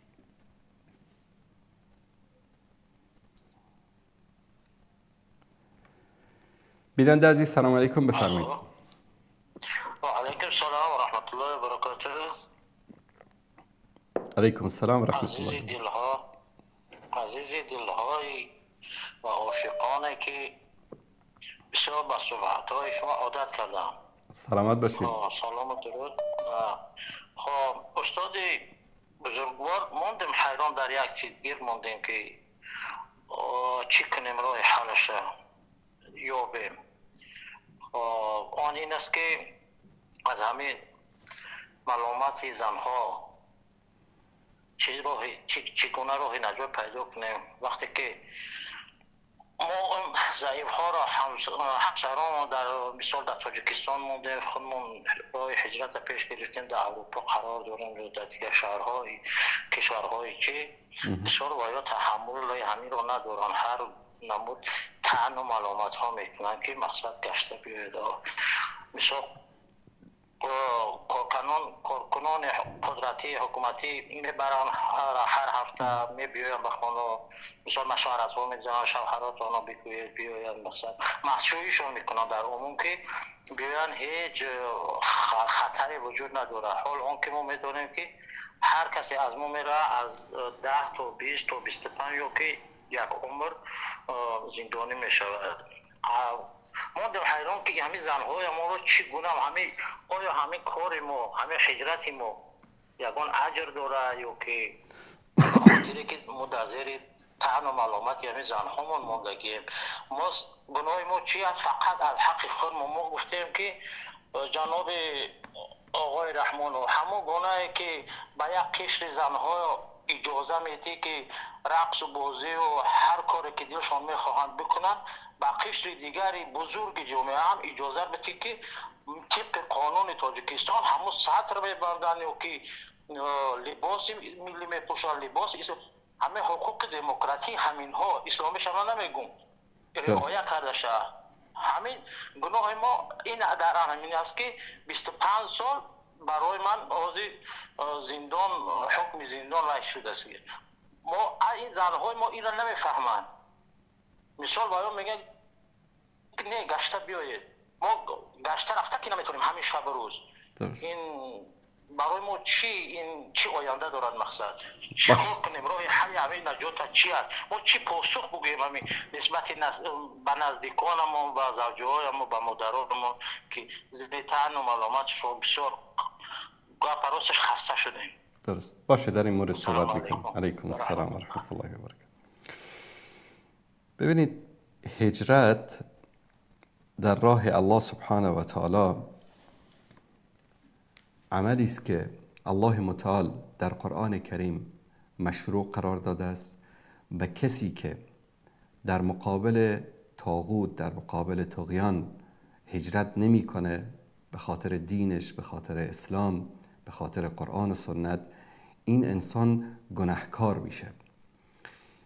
هدف از هجرت این نیست که ما بریم از کشورمون خارج بشیم، بریم در یک کشور دیگر در ناز و نعمت زندگی بکنیم، صبح تا شام هم و غم ما این باشد که چقدر پول به دست بیاریم، کیفمون رو بکنیم، زندگیمون رو بکنیم، پاسپورت یک کشور رو بگیریم و سلام وطنمون رو فراموش بکنیم.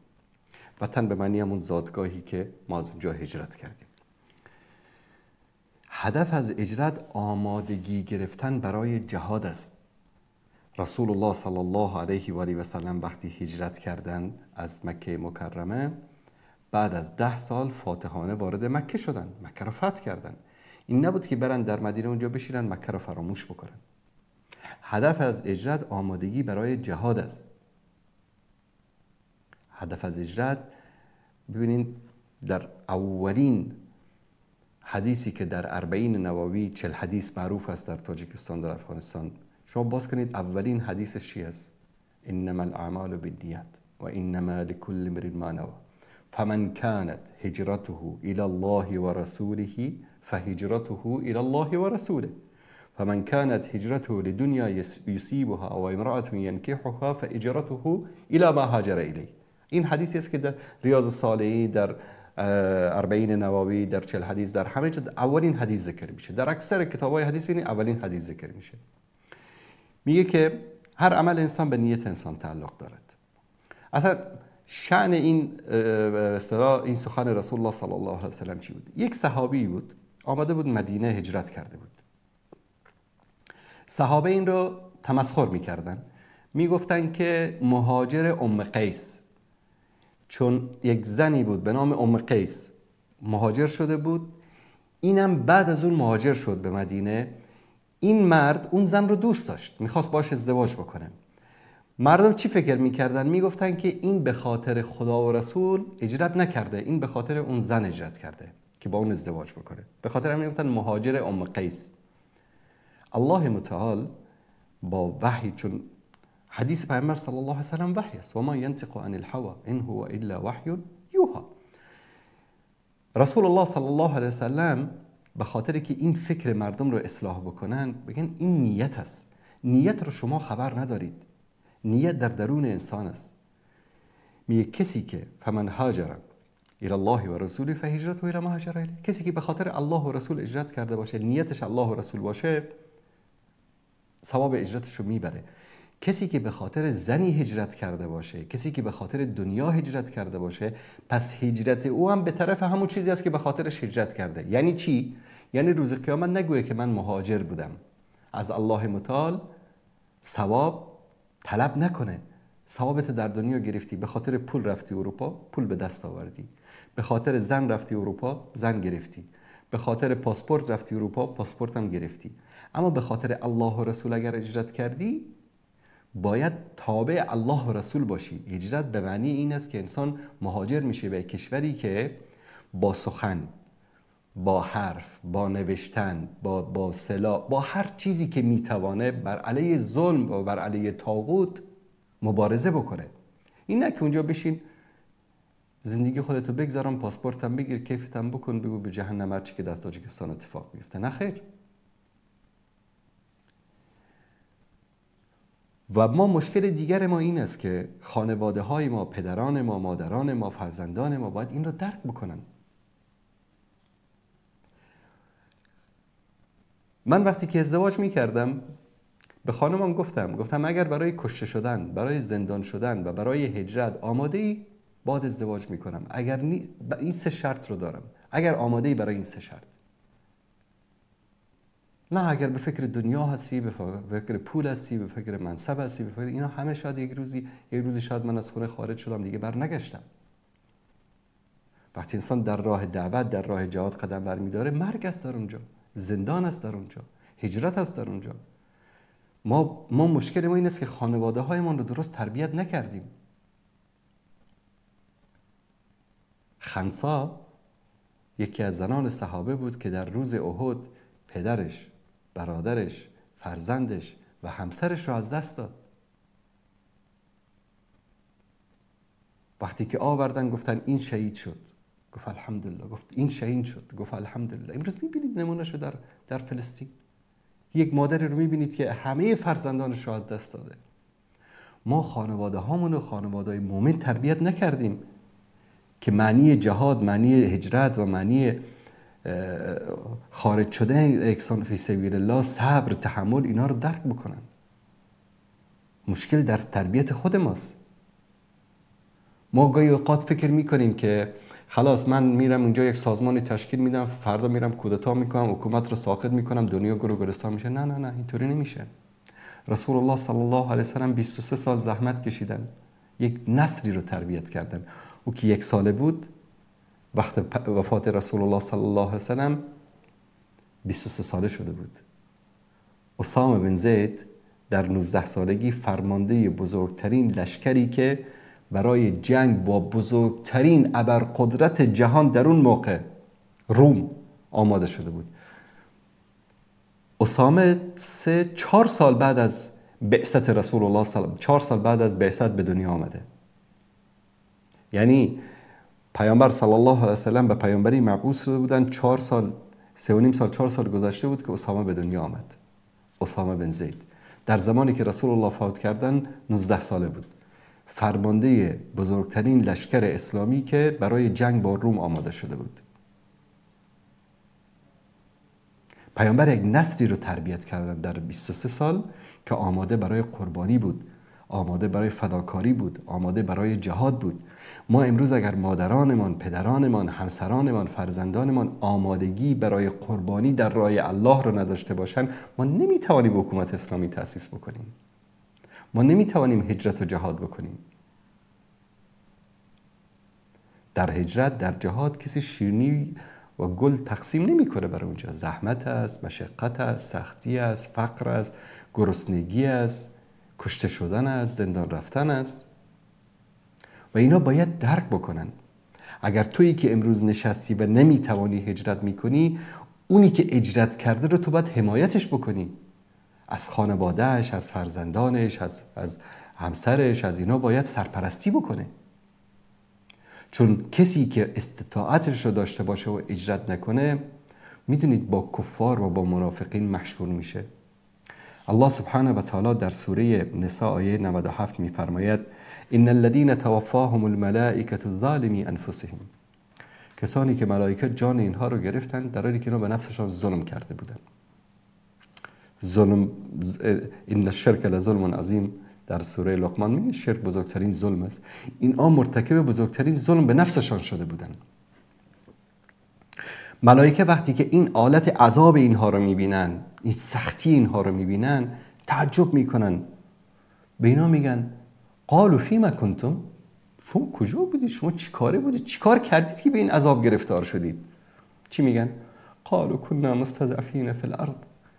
ما بیچاره بودیم، نمیتونستیم هجرت بکنیم، ما مستضعف بودیم، ما ضعیف بودیم، ما فقیر بودیم، قدرت و استطاعت هجرت رو نداشتیم. ملائکه در جوابشون چی میگه؟ قالوا الم تکن ارض الله واسعه فتهاجروا فیها. آیا سرزمین خدا بزرگ نبود که شما هجرت بکنید؟ حتما لازم است که هلند هجرت بکنی، آمریکا هجرت بکنی، بریتانیا هجرت بکنی، آلمان هجرت بکنی. سرزمین خدا بزرگ است، به یک جای دیگه هجرت میکردی. فاولئک مأواهم جهنم وساءت مصیرا. اینها جایگاهشان جهنم است و چه بد مسیر و جایگاهی هست برایشان. کسی که در زیر حکومت ظلم و طاغوت زندگی میکنه و قدرت هجرت رو داره و هجرت نمیکنه. الا المستضعفین من الرجال والنساء والولدان لا یستطیعون حیلة ولا یهتدون سبیلا. مگر پیرمردهایی، پیرزنهایی یا کودکانی که دیگه راه رو نمیتونن پیدا بکنن، حول و قوه‌ای ندارن، قدرت و استطاعت ندارن. فاولئک عسى الله ان یعفو عنهم. اینها باشد که الله سبحانه و تعالی شاید گناهان اینها رو ببخشد و از اینها بگذرد از سر تقصیرشان. و کان الله عفوا غفورا. و الله سبحانه و تعالی توبه پذیر عفو کننده است. هجرت واجب است برای مسلمان. این کسی که امروز علم داره، عالم است، دعوتگر است، ساکت رفته در خانه نشسته در تاجیکستان، صداشو بلند نمیکنه، بگی که خب عکا جان چرا دعوت نمی کنی، چرا تبلیغ نمی کنی؟ بگه والا امنیت اجازه نمیداد، حکومت اجازه نمیداد که ما تبلیغ بکنیم. اینها منظور امین آیه هستن. اینا کیا هستن؟ فاولئک مأواهم جهنم و ساءت مصیرا. جایگاهشان جهنم است و چه مسیر بد و چه عاقبت بدی در انتظار اینهاست. ملائکه وقتی اینها رو با این عذاب میکشن تعجب میکنن. اینا آدم کشتن، اینا دزدی کردن، اینا چه گناهی کردن که این گناه عذاب میشن؟ از اونا میپرسن قالوا فیما کنتم، شما چه بلا زده شما رو؟ قالوا كنا مستضعفین فی الارض، ما مثل غریب بودیم، بدبخت بودیم، مستضعف بودیم. چی میگه؟ الم تک ارض الله واسعه، آیا زمین خداوند بزرگ نبود، واسع؟ میبینید هجرت میکردی یک جایی. امروز تو رو نمیتونی سخن حق رو بگی، دعوتگر هستی، عالم هستی، نشستی، نمیتونی سخن حق رو بگی. چرا؟ والا حکومت نمیگذاره. مسئولیت تمام شد؟ نه. فردا از موی سر چنان میکشن به طرف آتش جهنم که کیف بکنی. هجرت بکن، تو این وظیفت است. این زبانی، این علمی که الله به تو داده، در هر گوشه دنیا هستی وظیفت رو انجام بده.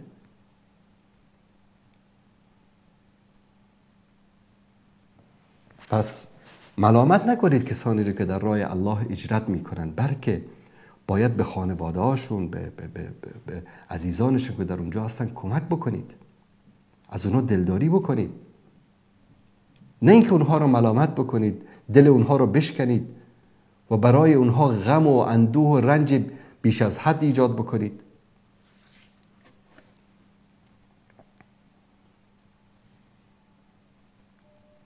سلام علیکم، بفرمایید.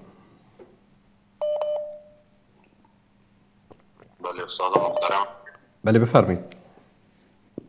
سلام علیکم استاد محترم. علیکم السلام و رحمت الله و برکاته. خدا را شکر که سلامت استاد شما را میبینین. امیر تو وقت زیادتر شما در برنامه تان آمدین. درست. من خودم شخصا خیلی ورخطا شده بودم و از فتنه ها از دنیا زیاد از دیگه استاد. الله مطالب سن. حکم از خیلی ترسیده بودم. پیام هم دادم باز فردای شما باز دوام رئیس که آمده بودین. شکر استاد که بازم برگشتین. سلامت باشید. استاد محترم، یک موضوعی را میخوایم براتون بگویم، یعنی به هر کس که بگویم و میخندن، تمسخر میکنن. نگه استاد خدا را شکر که شما را داریم. میخواستم با شما بگویم استاد اگر وقت است برنامه تان بفرمایید. کدام واسه نباشه بفرمایید. زنده باشی استاد محترم. استاد امی مردمایی که از هر گوشه دنیا خصوصا از کشورهای اسلامی در اروپا مهاجرت کردن. این حال استاد اگر ما ببینیم امی تعهدات را که اروپایی ها و روس ها داشتن همیشه پایمال کردن، خلاصه پیمان شکنی کردن. خب پیمان خود از یا شکستن و یک مسلمان باید واقع بین باشه. بر اساس واقع بینی وقتی که پیمان شکستی خب پیمان شکسته میشه. حالا هر جای دنیا افغانستان نیست که وقتی که افغانستان روس ها در افغانستان در آمد سرخم بر آمدن از افغانستان به شرق و غرب تقسیم نشد. هر جای ما نمیتونیم به افغانستان مقایسه کنیم. حالا که یا پیمان شکستن و با تحلیلگرای مسائل سیاسی یا موضوع را جریان بگذاری با کس دیگه در این مورد حرف بزنی که حالا اینا پیمان شکستن و هر وقت باشه در اروپا جنگ در میگیره. روس ها همیشه وقت موفق بودن در اروپا در جنگ های جهانی پیروز بودن. اینمی باعث میشه می کسایی که در اروپا هستن حق باطل خیلی مخلوط شده با هم و هیچ جای قرار نداره. این مردم های بسیار استاد مردم های خراب است. منظورم از همه نیست استاد، برای همه بر نخورم. منظورم از این کسایی که آمدن در اروپا خدا گم کردن او خانواده ها اگر یک روز در افغانستان برگردن استاد یا خیلی یک بلای جان میشه برای اخلاق جامعه استاد، برای بچه ها خصوصا برای مرد طایفه. دیگه در این مورد خواستم از شما نظر بگیرم استاد، آیا ما اشتباه میکنم؟ آیا ما این شک که ما پیدا کردیم، نگرانی ما درست است یا نیست استاد؟ ما باید چی بکنیم؟ چون حق باطل مخلوط شده، یک واقعیت است. امریکا قدر مرد نیست که باز قدر مهاجر پناه بده، کشورهای دیگه هم قدر توانایی نداره. آخرین جایشان افغانستان از استاد. منظورم از افغانستان است، دیگه کشوران نیست. درست. من منتظر هستم که شما خوب یک جواب ما کم بدین. زنده و سلامت باشید استاد. سلام باشید، زنده باشید. ببینید، زندگی کردن در بلاد کفار، انسان همه جوانبش رو اگر بخوایم بررسی بکنیم، از جانب سیاسی، همینایی که رفتن به غرب پناه آوردن، دیدیم که بعد از 20 سال چگونه رهایشان کردن که امروز یکی از این بدبخت‌ها رو در نایروبی فکر کنم در یک دادگاهی محاکمه می‌کردن. یک زمانی رئیس جمهور رو در افغانستان تهدید می‌کرد. چنان خار، چنان ذلیل، چنان در به در اعتماد کردن به کفار، اعتماد کردن به بیگانه، عاقبتش همین است. از نگاه نظامی آمدن قطعه 01 درست کردن، اردوی ملی درست کردن، پلیس ملی درست کردن، میلیون‌ها دلار پول رو آوردن، میلیاردها دلار رو خرج کردن. عاقبت چی شد؟ همه رو ول کردن، رفتن. انسان نباید، اولا به کافر نمیشه اعتماد کرد، به بیگانه نباید اعتماد کرد و از هر نگاه که ببینیم عاقبتش چی است؟ دربدری و بدبختی است.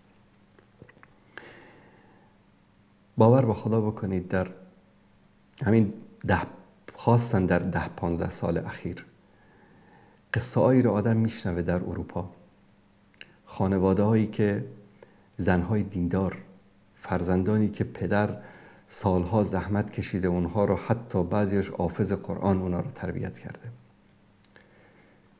در اولین امتحان آزمایش زن فرزندانش رو میگیره، از مرد جدا میشه، میره به دولت پناه میبره، خانواده ها از هم میپاشن و این بدبختی است که نهایت مسیر همه کسانی که در این کشورها زندگی میکنن همین است، اگر به فکر آینده خودشان و فرزندانشان نباشن. زندگی کردن در یک کشوری که در اونجا قوانینش، جامعهش، محیطش همش برخلاف فطرت سالم بشری است. مانند این است که یک نفری، یک شخصی در یک دایره‌ای که 4 طرفش آتش است بایسته بگه که این گرما و حرارت این آتش هیچ آسیبی به من نمیرساند. خامخا گوشه دامن این انسان رو میگیرد این آتش و این مسیر همه کسانی است که در اونجا زندگی میکنن. اگر به فکر نسل آینده خودشون، به فکر فرزندانشون، به فکر حتی نوه‌های خودشون نباشن، شاید شما تونستید نسل اول رو حفظ بکنید، فرزندانتون رو حفظ بکنید، اما نوه‌هایتون رو نمیتونید حفظ بکنید الا ماشاءالله. و این امتحان بزرگی است و حقیقتاً من تا حالا کسی رو ندیدم که خانواده مسلمانی که در اونجا زندگی کرده باشه و از این وضعیت و از این فتنه و فسادی که در اونجاست متأثر نشده باشه. خامخا دامنگیر فرزندی یکی از اعضای خانواده میشه. به خاطر همین من سر حلال و حرام بودن صحبت نمی کنم. موقف خودم قبلا هم گفتم که انسان میتونه مثلا در بلاد کفار به خاطر مجبوریتی، به خاطر مشکلاتی که در کشور خودش داره زندگی بکنه به شکل موقت.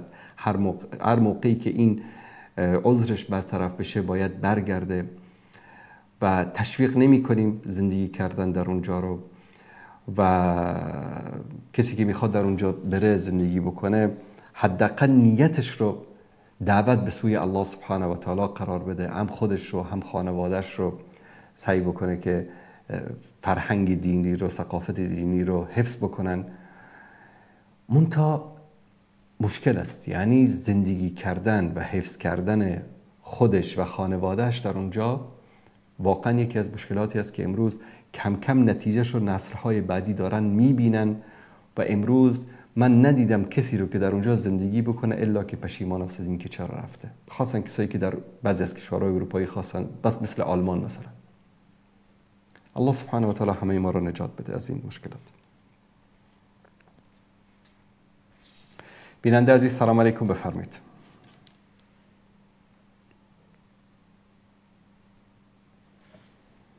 بیننده گرامی بفرمایید.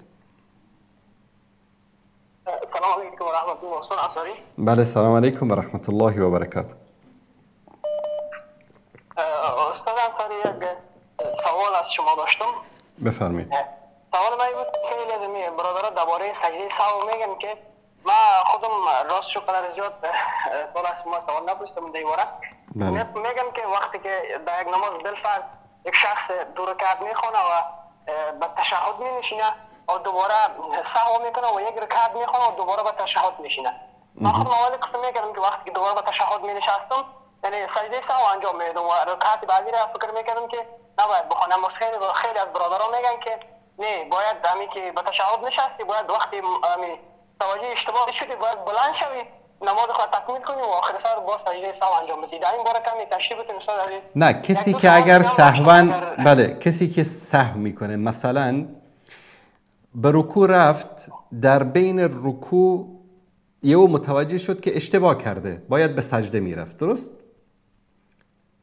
یا مثلا برای رکعت دوم باید در تشهد می نشست بلند شد، پس دوباره برگشتن اشتباه هست. خلاص نمازتو تکمیل بکن، بعد از اون سجده بکن، سجده سهو بکن. درستش این است.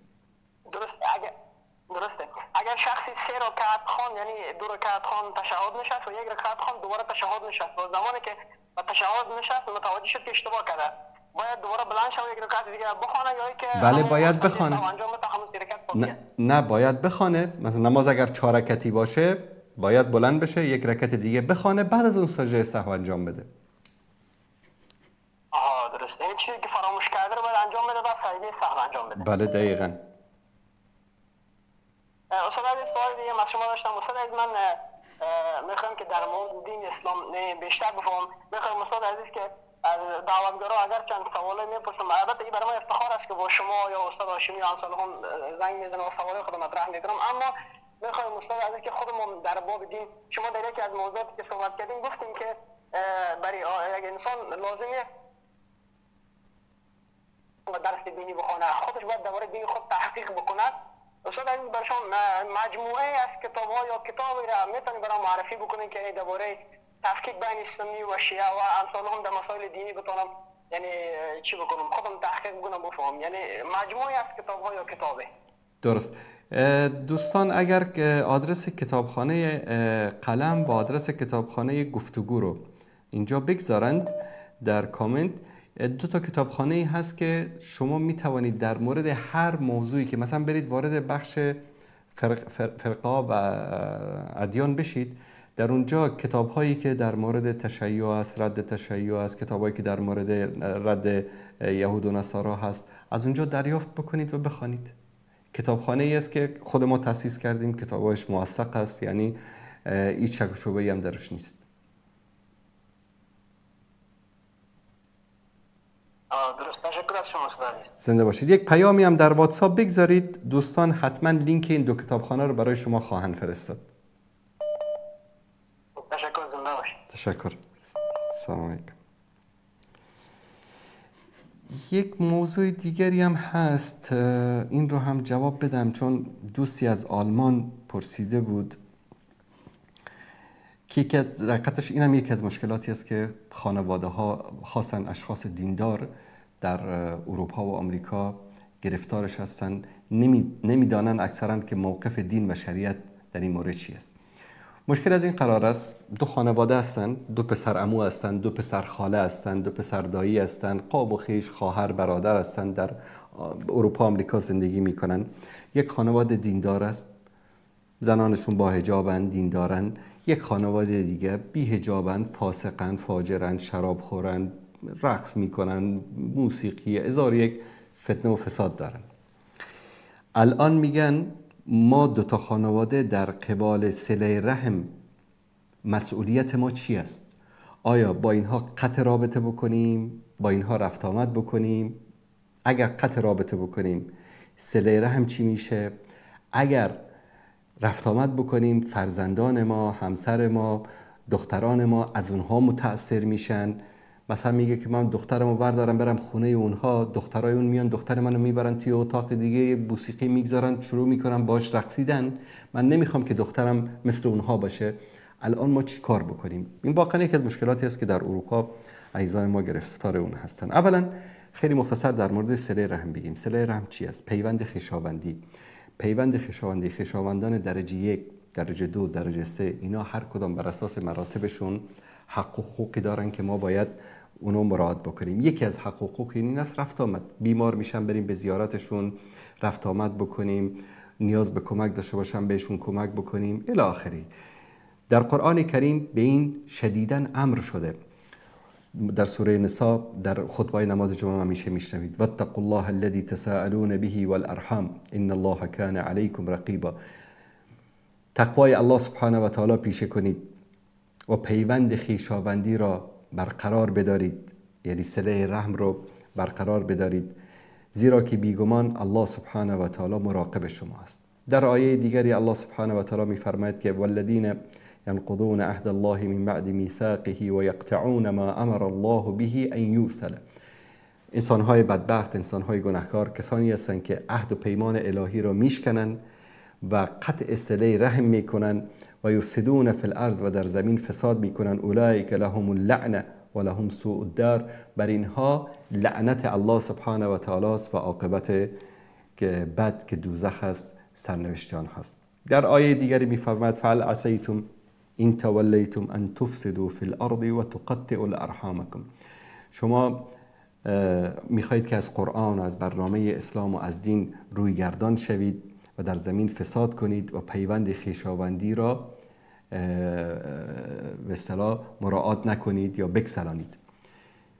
پس روایات زیادی است. اینا مختصری است، یعنی عقاب شدیدی است برای کسی که صله رحم رو مراعات نمیکنه. مثلا با برادرش، با خواهرش، با عمش، با داییش، با قوم و خویشش رفت آمد رو قطع میکنه.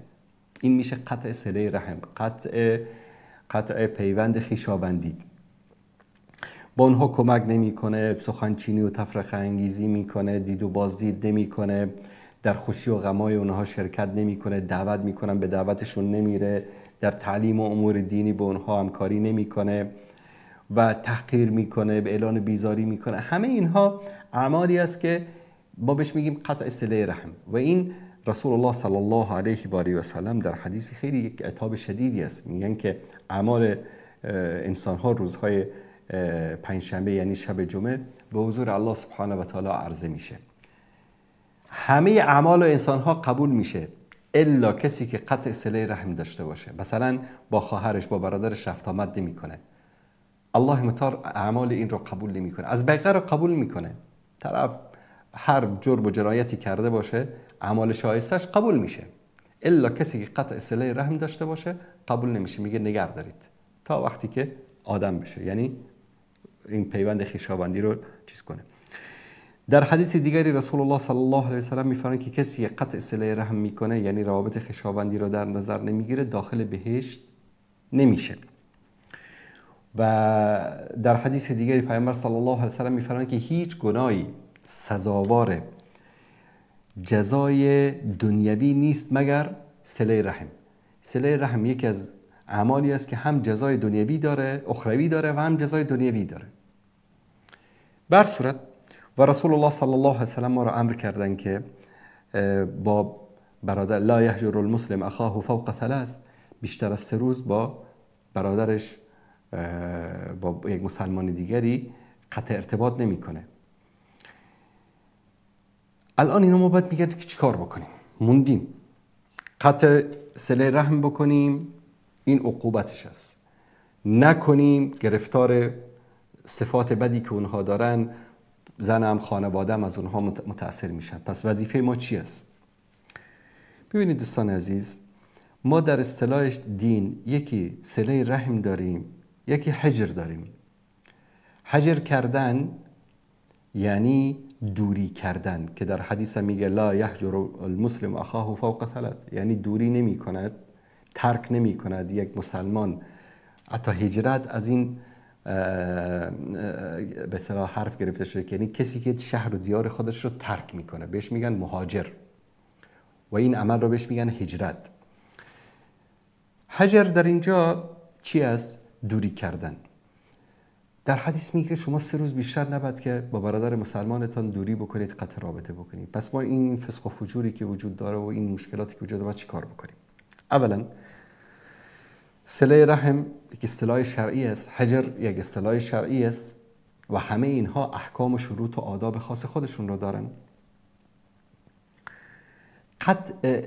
این که در حدیث میفرماید رسول الله صلی الله علیه و سلم میفرمایند که بیشتر از 3 روز نباید مسلمان با مسلمان دیگه قطع ارتباط بکند، این در مسائل دنیوی است و در مسائل شخصی است. من با برادر مسلمانم یک داد و ستدی انجام دادیم، یک اشتباهی کرد، قهر شدم، ناراحت شدم، 2.5 روز با او صحبت نکردم. روز سوم دیگه آخر روز باید تمام بکنم، برم بهش زنگ بزنم، سلام علیک بکنم، نه اینکه روز 4م قطع ارتباط بکنم با او. 3 روز فقط، بعد از 3 روز حق دارم. هر گونه مسئله شخصی که وجود داشته باشه دنیا باشه، تجارت باشه، کار باشه، یک برخورد زشتی باشه، مسائل شخصی. در مسائل شخصی شما با یک انسانی تنها می توانید در صورتی که چون انسان است. ببینید الله سبحانه و تعالی ما رو به یک چیزی که فوق استطاعتمون باشه مأمور نکرده. کسی اومد به من فحش داد، یک دوستم، خویشم، نزدیکم، یک حرف زشتی به من زد، قهر شدم، عصبانی شدم، 2 روز باش صحبت نمی کنم، 3 روز باش صحبت نمی کنم و این حق من، این حق رو الله متعال به من داده، پیامبر صلی الله علیه و سلم دادن. تا 3 روز حق دارم که با او قطع رابطه بکنم، حتی بهش سلام ندم، هیچ اصلا باشه. بعد از 3 روز اگر ادامه دادم گناهکار میشم و در حدیث میگه بهترینشان کسی است که اول سلام میکنه. 2 نفر با هم قهر شدن، روز سوم هم گذشت، روز 4م سر کوچه هم دیگر رو دیدن، یکیش احمد است یکیش محمود. محمود به طرف احمد میگه سلام احمد، اونم سلام هم برمیگردن. الان کدومش در نزد الله سبحانه و تعالی بیشتر ثواب رو گرفت؟ محمود، چون که اول سلام داد. اما اگر مسئله دین باشه، مسئله اعتقاد باشه، مسئله اخلاق باشه، مسئله ارزش‌های دینی باشه، در اینجا انسان میتونه که یک کسی رو 1 روز، 2 روز، 10 روز، 1 ماه، 1 سال، 10 سال، 20 سال تا آخر عمرم ترک بکنه. این رو بهش در اصطلاح شریعت بهش چی میگن؟ هجر میگن. و این هجر یا هجر میگن یا حجر میگن، مقید به زمان نیست. تا وقتی که اون مصلحتی که ماورای این ترک کردن و حجر کردن وجود داشته باشد، این باید ادامه پیدا بکند. حالا در جواب این دوست عزیزمون میایم شروط و احکام این رو بیان میکنیم. آیا نمونه ما داریم در سیرت که رسول الله صلی الله علیه و سلم صحابه این کار انجام داده باشن؟ بله. در سوره توبه و علی 3 الذین خلفوا، 3 نفر از صحابه مؤمن، غیر از اون منافقین آمدن عذر آوردن، پیامبر حسابشون علی الله، دفترشون بسته شد، رفتن. اما 3 نفر از صحابه مؤمن در غزوه تبوک تخلف کردن، نرفتن. رسول الله صلی الله علیه و آله و سلم 50 شبانه روز با اینها صحبت نکردن و بعد از اون امر کردن خانواده‌هاشون رو و دیگر صحابه که اونا هم با اینا قطع رابطه بکنن. به این میگن هجر. قطع رابطه به خاطر معصیت و گناهی که طرف مرتکب شده، تا این قطع رابطه سبب بازگشت او به راه درست بشه. بعد از 50 شبانه روز الله سبحانه و تعالی توبه اونها رو پذیرفت و مسلمان ها آمدن چیکار کردن؟ با اونها صحبت کردن. پس قید هجر با انسانی که دچار معصیت هست، دچار فسق و فجور هست، به شرط این که از این معصیت و فسق و فجورش دست برداره، وقت معینی نداره. اگر در ظرف 1 روز برگشت ما برمیگردیم در ارتباط با او. اگر به یک هفته، یک ماه، یک سال، 5 سال، 10 سال، 20 سال، هر چقدر که ادامه پیدا کرد، اگر اصرار کرد بر گناه و معصیتش، ما هم هجرش میکنیم، ترکش میکنیم. اما چی است؟ بر اساس شروط و احکام. گاهی اوقات همین هجر ما هم نتیجه برعکس میده. مثلا پسر عمویی دارید شرابخور است، اگر شما در کنارش باشید شراب نمیخوره. آیا هجر کردن این، ترک کردن این جایز است؟ نه، جایز نیست.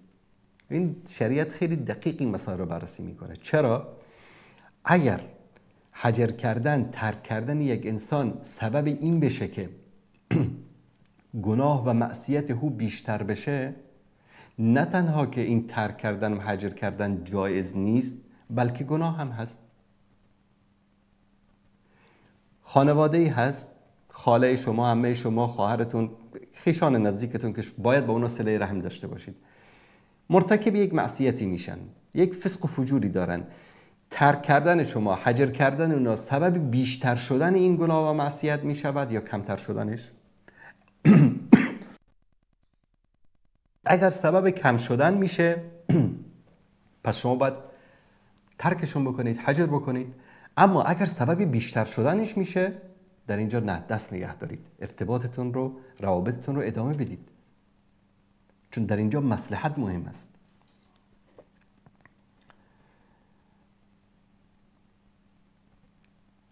دیگر این که نباید از این مسئله بعضیا سوء استفاده بکنن. یعنی از بعضی، مثلا یک مسلمانی رو الان میبینی، والا چرا با فلانی ارتباط نداری؟ نه، من هجرش کردم. بر چه اساس هجرش کردی؟ والا ازش خوشم نمیاد. این شد شخصی. ببینید، در مسئله ترک کردن و هجر کردن بیشتر از 3 روز، اگر کوچکترین مسئله شخصی مطرح بود و این رو خود انسان متوجه میشه، بله الانسان و علی نفسی بصیره، انسان در نفس خودش آگاه است. شما خودتون میتونید از نفس خودت بپرسید که این قطع رابطه بیشتر از 3 روز که کردی با فلانی به سبب مسئله شخصی است یا دینی است؟ مصالح و مفاسدش رو در نظر گرفتی یا نگرفتی؟ اگر کوچکترین غرض شخصی در این مطرح باشه و فی سبیل الله نباشه، برای اصلاح نباشه، برای جلوگیری از فتنه و فساد نباشه، در اینجا انسان چی میشه؟ گناهکار میشه. به خاطر همین علما میگن که از بزرگترین عبادت ها و جهاد فی سبیل الله این است که انسان اهل بدعت و اهل فسق و فجور رو ترک بکنه، هجرشون بکنه. اگر این هجر ما سبب میشه که اونها اصلاح بشن. به طور مثال، یک آدمی صاحب بدعتی است، رفت آمد با او سبب میشه که او این بدعتش رو در بیان شما و خانواده شما پخش بکنه، پس فرض است که انسان با او قطع رابطه بکنه. نه، این ارتباط با او سبب میشه که شما او رو اصلاح بکنید، به راه درست بیارید، واجب است که با او صله رحم بکنید و هجر نکنید. و کسی که فاسق باشه، فاجر باشه، شرابخور باشه، زناکار باشه، دروغگو باشه، منافق باشه، این منافق اعتقادی عملی، با این افراد هجر کردن طبق همین شروط و احکام اگر سبب اصلاح بشه جایز است. هدف خیلی مهم هست. هدف باید اصلاح باشه. هدف شما از هجر کردن و ترک کردن اصلاح باشه، هم حفظ خودتان و خانوادهتان، هم اصلاح طرف مقابل. مدت در اینجا مطرح نیست. هر چقدری که اصلاح شد طرف، تا اصلاح شدن شما میتونید که این ترک کردن و هجر کردن رو ادامه بدید. در مدتی که با کسی هجر کردید، غیبتش رو نمی کنید، بدگوییش رو نمی کنید، اهانت بهش نمی کنید. یعنی این اخلاق یک مؤمن رو باید در نظر بگیرید. حالا نه، کسی رو هجر کردید، شرابخور است، زناکار است، فاسق است، فاجر، صبح تا شام در عرب مجلس میشید، والله من فلانی رو هجر کردم، ترکش کردم، صاحب این است، این است، این است، فلان فلان فلان، بدگویی این رو بکنید. نه، این جایز نیست.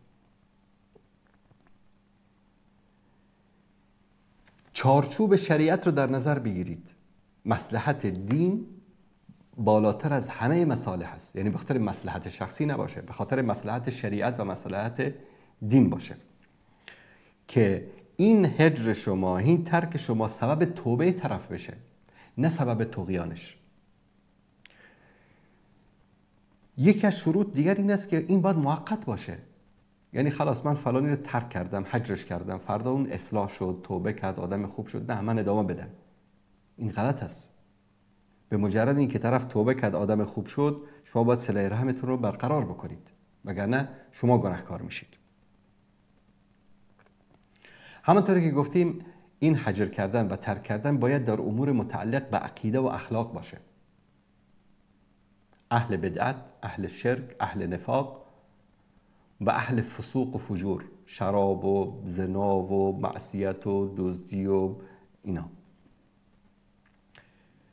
آیا در دورانی که ما او رو ترک میکنیم وظیفه ما دعوت و توجیه شرعی این طرف آیا برطرف میشه؟ نخیر. شما چه مستقیم چه غیر مستقیم باید او رو دعوت بکنید، اعمال زشت و ناپسندش رو براش بازگو بکنید، او رو برای قرآن و سنت دعوت بکنید، اعمال زشتش رو براش بازگو بکنید به شکلی که او رو اصلاح بکنه، سبب اصلاحش بشه. مثلا یک طرف شراب میخوره، طرف ای شراب خوره نمیدونم فلان فلان فلان شده. نه، اینطوری نه.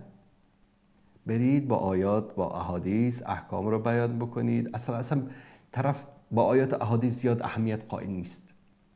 شاید با دلایل علمی خیلی بیشتر مثلا اصلاح بشه، هدایت بشه. برید اقوال پزشکانی که دکترانی رو که در ضرر شراب مثلا هست رو جمع بکنید، براش بازگو بکنید، نمونه‌ای از زندگی انسان‌ها براش بازگو بکنید و مجالسشون رو ترک بکنید. مثلا طرف یک دیوانی داره، یک مجلسی داره، مهمانخانه‌ای داره، همه دوستان رفیقاش جمع میکنه، در بین شما و خانواده‌تون هم میرید در اونجا و این مجلس شما سلطه‌ای در اینجا ندارید. اونا فسق و فجورشون رو عیان و بیان میکنن و شما نمیتونید جلوی اونها رو بگیرید. اونها میتونن بر شما تاثیر بگذارن، نه اینکه شما بر اونها تاثیر بگذارید. نباید شرکت بکنید. یک نفری اصرار دارد بر گناه و معاصی، بر بدعت و بر شرکی که دارد، بله، تا وقتی که توبه نکرده شما میتوانید که با او صحبت نکنید، رفت آمد نکنید، صله رحمتون رو قطع بکنید تا وقتی که اصلاح بشه. حتی کسی که به دیگران اهانت میکنه، غیبت میکنه، دیگران رو مسخره میکنه، با این گونه انسان ها نباید نشست و برخاست کرد.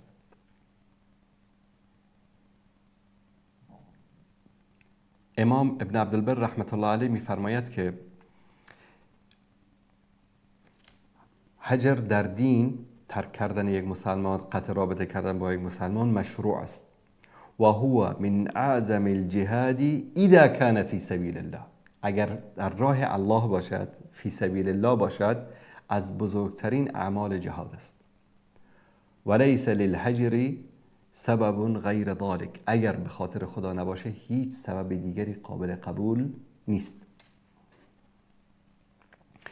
ابن تیمیه رحمت الله علیه میفرماید که حجر من اعظم الجهاد و هو من وسائل الشرعیه التي يرد بها اهل الاحواه و يردع بها عن البدعه و يقوم بها المجتمع و يحفظ بها الدين والعقد.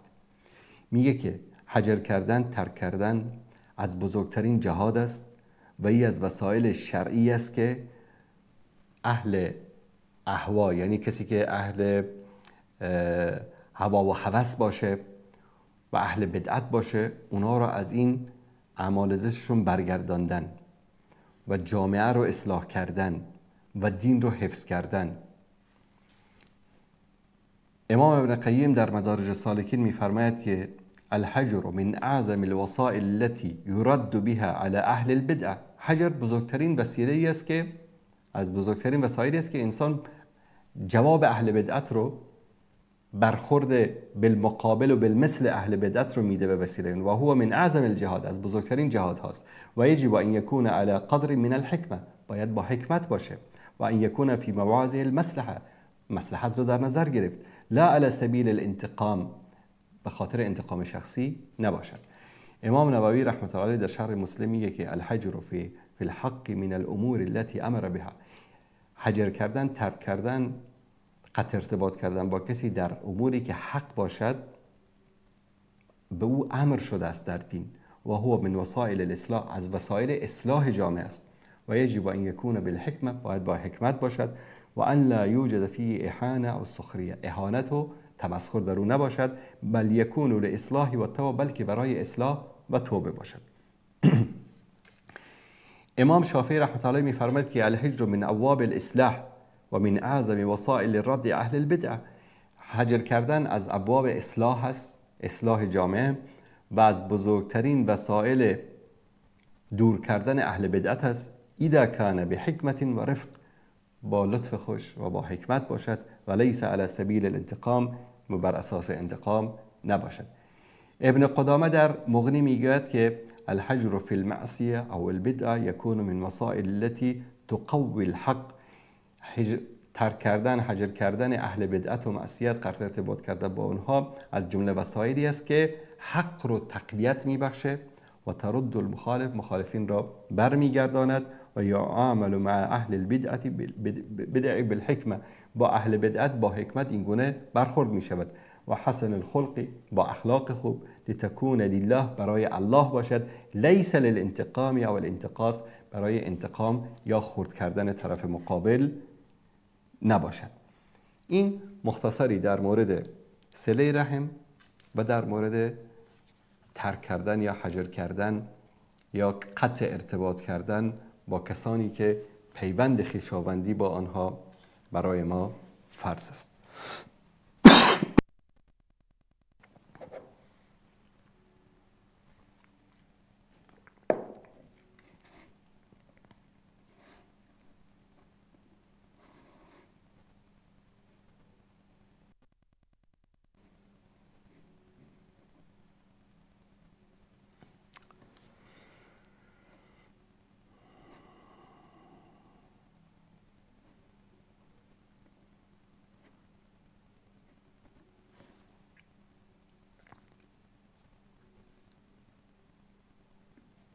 بیننده گرامی سلام علیکم، بفرمایید.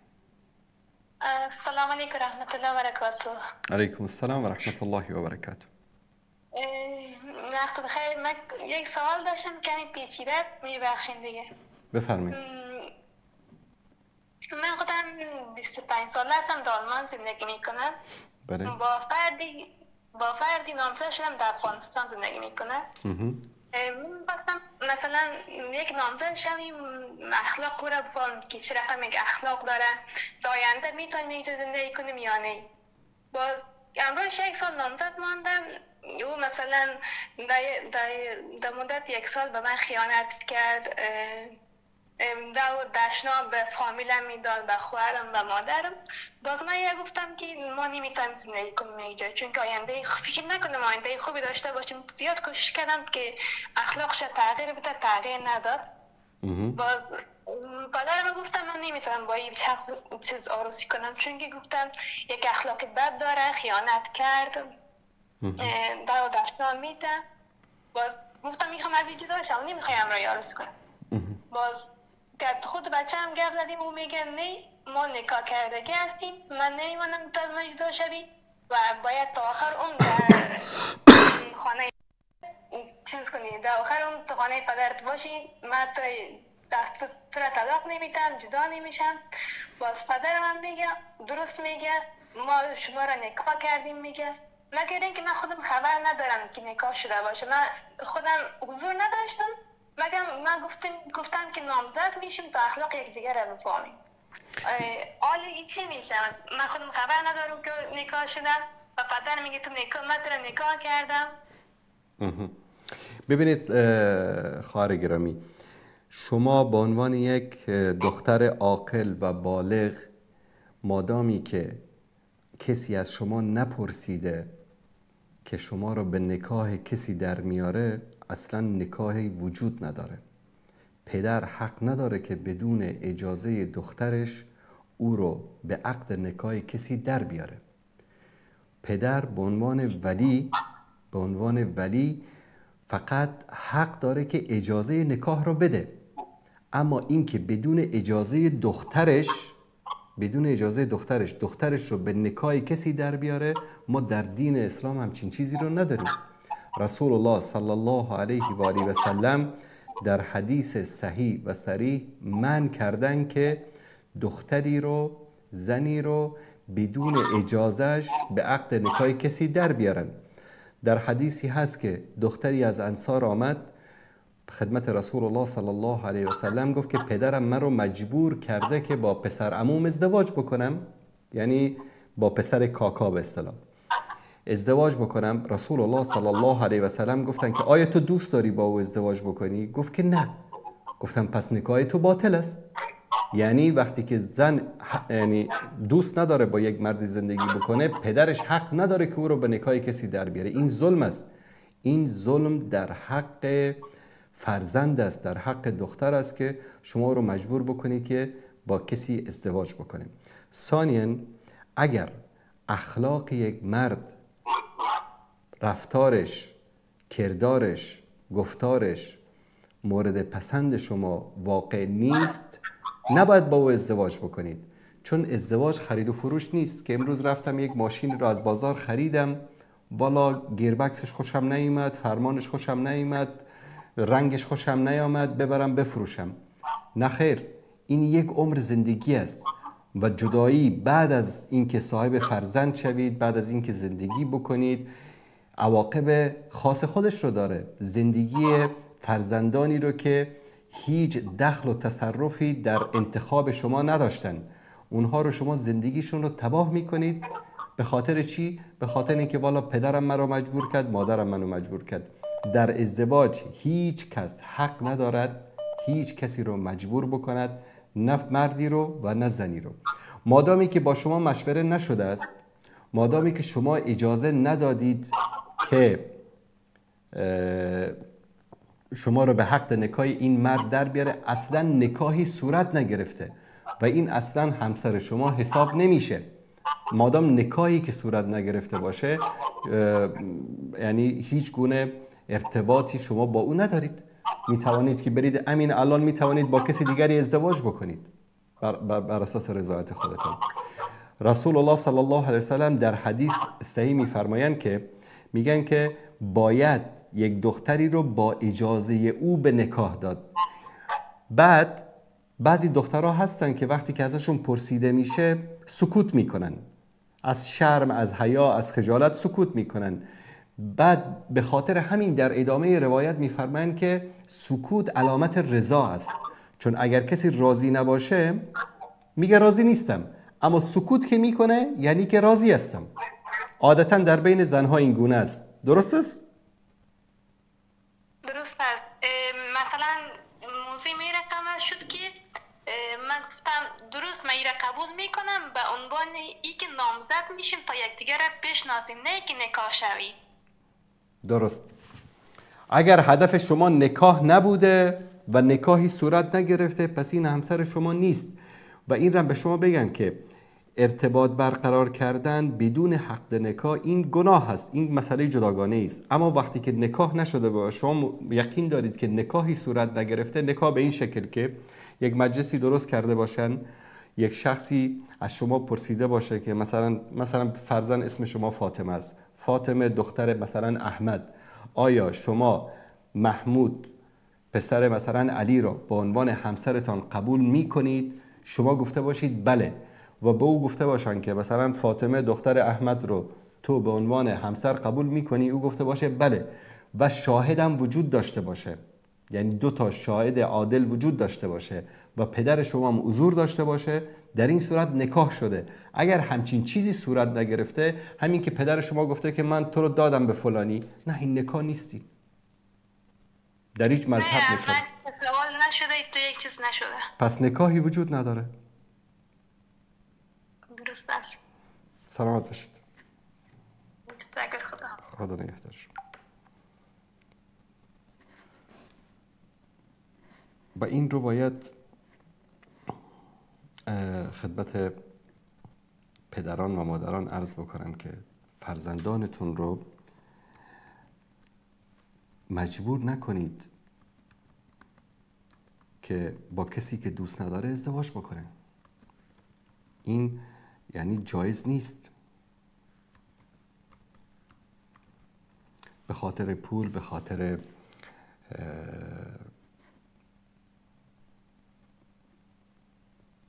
به خاطر پول، به خاطر مهرش، به خاطر که شما دوست دارید، این اصلا در دین مبین اسلام جایز نیست. من این رو خدمت شما بیان بکنم. رسول الله صلی الله علیه و آله و سلم در حدیث صحیح می‌فرمایند که اذا خطب الیکم من ترضون عن دینه و خلقه فزوجوه.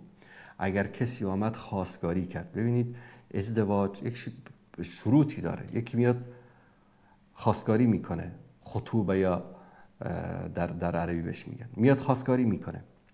اگر شما از دین و خلقش راضی شدید، ببینید گاهی اوقات بعضی از دین و خلقی که در جامعه خوب هست برای یک زن خوب نیست.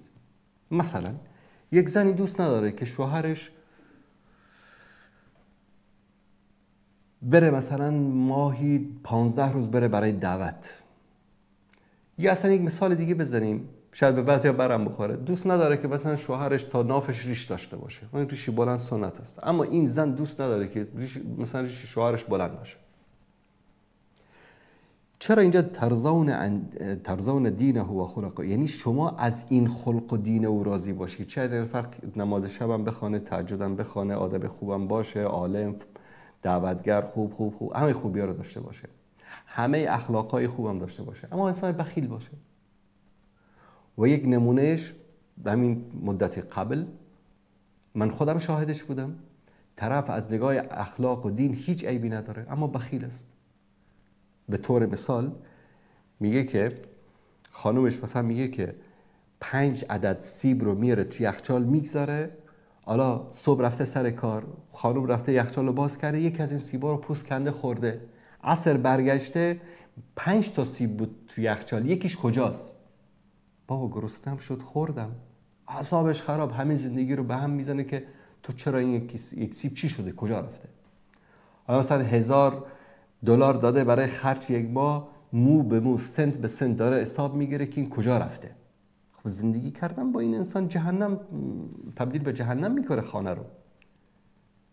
یک زن حق داره که با همچین خواستگاری رو رد بکنه، ولو این که شیخ الاسلام باشه، حجت الاسلام و المسلمین باشه، حضرت مولانا باشه، حق داره که ردش بکنه.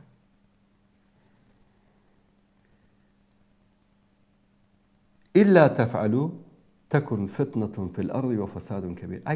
اگر وقتی که از اخلاق و دینش اینجا خوشتون اومد، اگر این ازدواج رو صورت ندادید، مشکلات ایجاد کردید، سبب فتنه و فساد میشید. چرا؟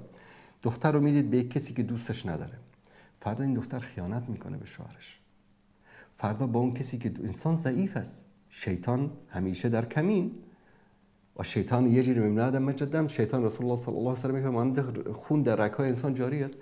فردا این دختر با اون پسری که دوستش داشت میخواست با اون ازدواج بکنه ارتباط برقرار میکنه. امروز که دیگه همه وسایل سوشال میدیا همه چیز مهیا هست در همه خانه ها، چون دوست نداره این رو و توی پدر ظالم به زور دادی. این معصیتی که این دختر گرفتارش میشه، گناهش به پای تو هم نوشته میشه به عنوان پدری که مجبورش کردی برای این ازدواج. پس کسی رو که دوست داره، از نگاه اخلاق و دین مشکلی نداره، شما حق ندارید مخالفت بکنید. به خاطر اینکه میخوایی به برادرزادت، به خواهرزادت، به قوم خویشت یا به کسی که دوست داری، به کسی که مثلا مهر زیادتری به تو میده، با اون بدی.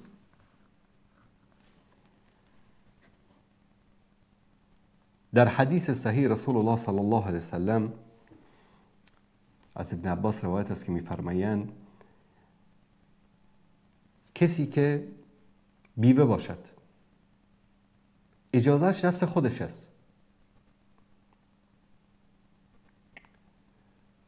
والبکر تستأذن فی نفسها و اذنها صمتها. و دختری که باکره باشد، یعنی قبلا ازدواج نکرده باشد، از او اجازه گرفته می شود و اگر ساکت شد چیزی نگفت یعنی که راضی است.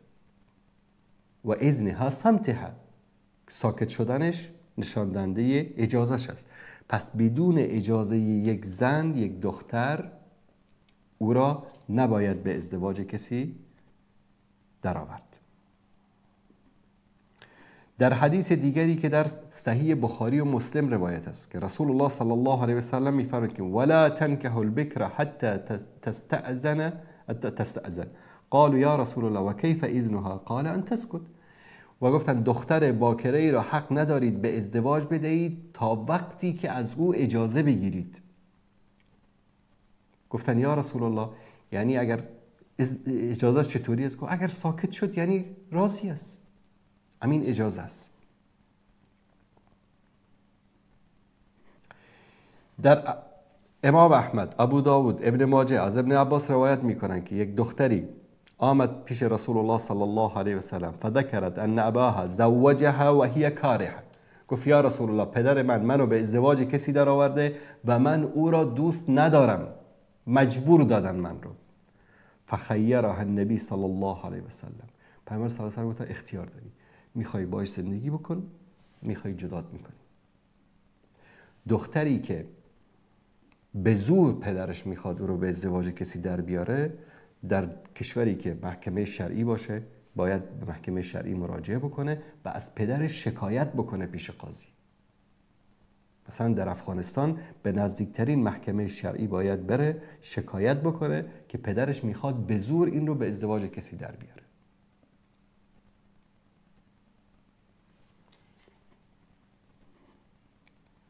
و این متاسفانه مشکلی است که یکی از اسباب فتنه و فساد در جامعه همین است که دختری رو به ازدواج کسی در میارن که دوستش نداره و حتی عیب میدانن که یک دختری بگه که بالا من فلانی رو دوست دارم یا فلانی رو دوست ندارم، در حالی که این چنین نیست. زینب بنت جحش رضی الله تعالی عنها دختر عمه رسول الله صلی الله علیه و سلم همسر کی بود؟ زید ابن حارثه. زید ابن حارثه برده آزاد شده رسول الله صلی الله علیه و سلم بود. زید رو انقدر پیامبر دوست داشتن که مردم میگفتن زید ابن محمد، زید فرزند محمد، حب رسول الله، یعنی میگفتن محبوب رسول الله صلی الله علیه و سلم، بسیار دوستش داشتن. فرزندش اسامه بن زید است که لحظاتی پیش گفتن فرمانده بزرگترین لشکری که برای حمله به روم قبل از وفات رسول الله صلی الله علیه و سلم تعیین شده بود در 19 سالگی، به روایت 16 سالگی. بهش میگفتن ابن حب رسول الله، پسر محبوب پیامبر صلی الله علیه و سلم. از بس که دوستش داشتن رسول الله صلی الله علیه و سلم، دختر عمه خودشون رو زینب رو براش خواستگاری کردن. زینب با زید خوشحال نبود، چون زید برده‌ای بود که آزاد شده بود. زینب از یک خانواده به اصطلاح اشراف قریش بود، از بنی هاشم بود. خودش یک روز هنوز بود، یعنی اون آثار هنوزم در جامعه کفو به اصطلاح همپایه بودن یکی از شروط است در بعضی از مذاهب.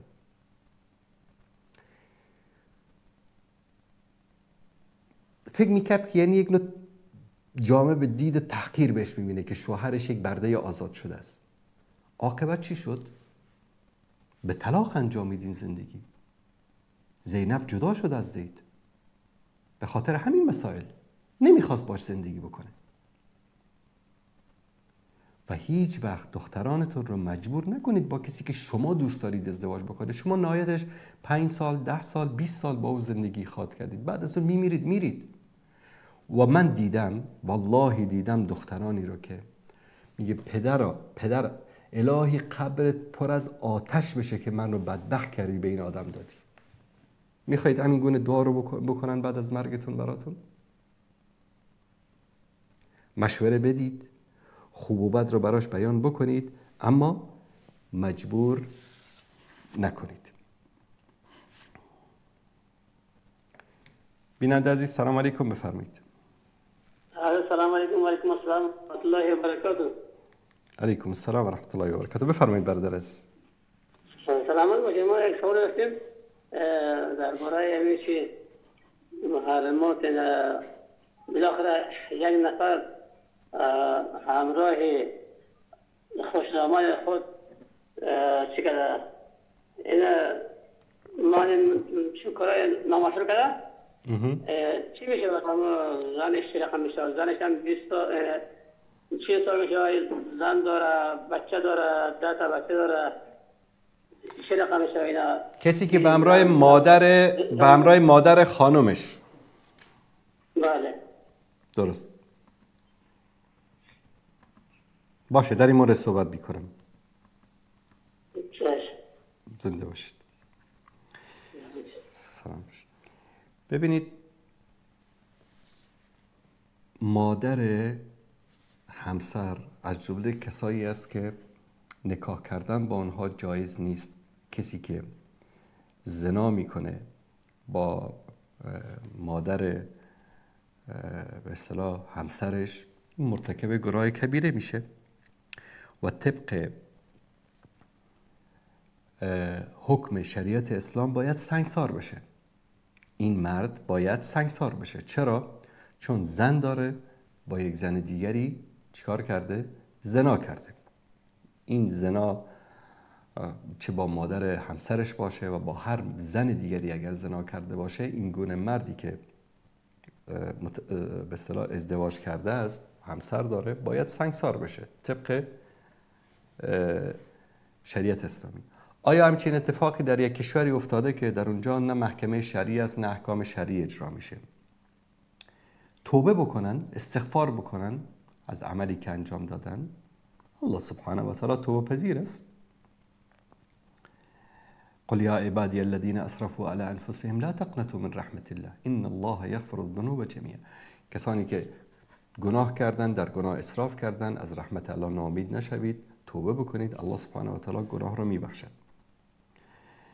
اما این که میگن که به اصطلاح همسرش بر او حرام میشه به خاطر که همچین چیزی انجام داده، در مذاهب حنفی و حنبلی ها میگن که زنش بر او حرام میشه به خاطر اینکه با مادر زنش زنا کرده و این یک به اصطلاح نظریه فقهی هست در نزد احناف.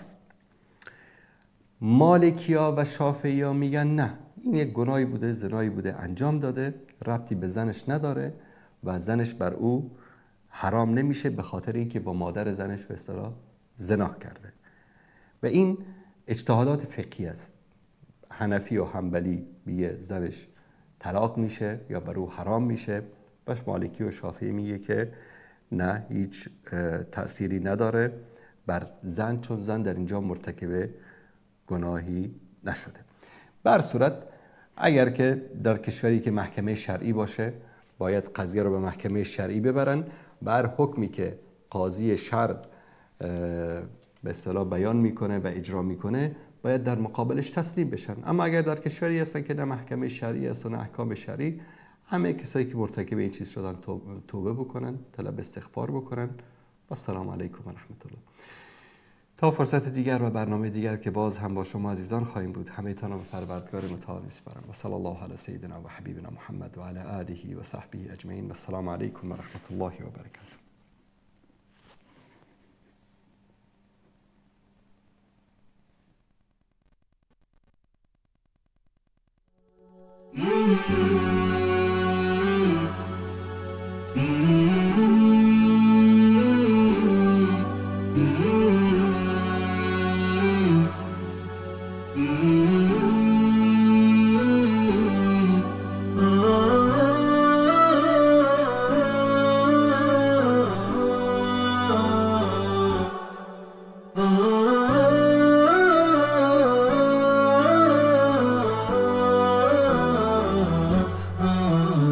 نداء الحق صوت قد شجاني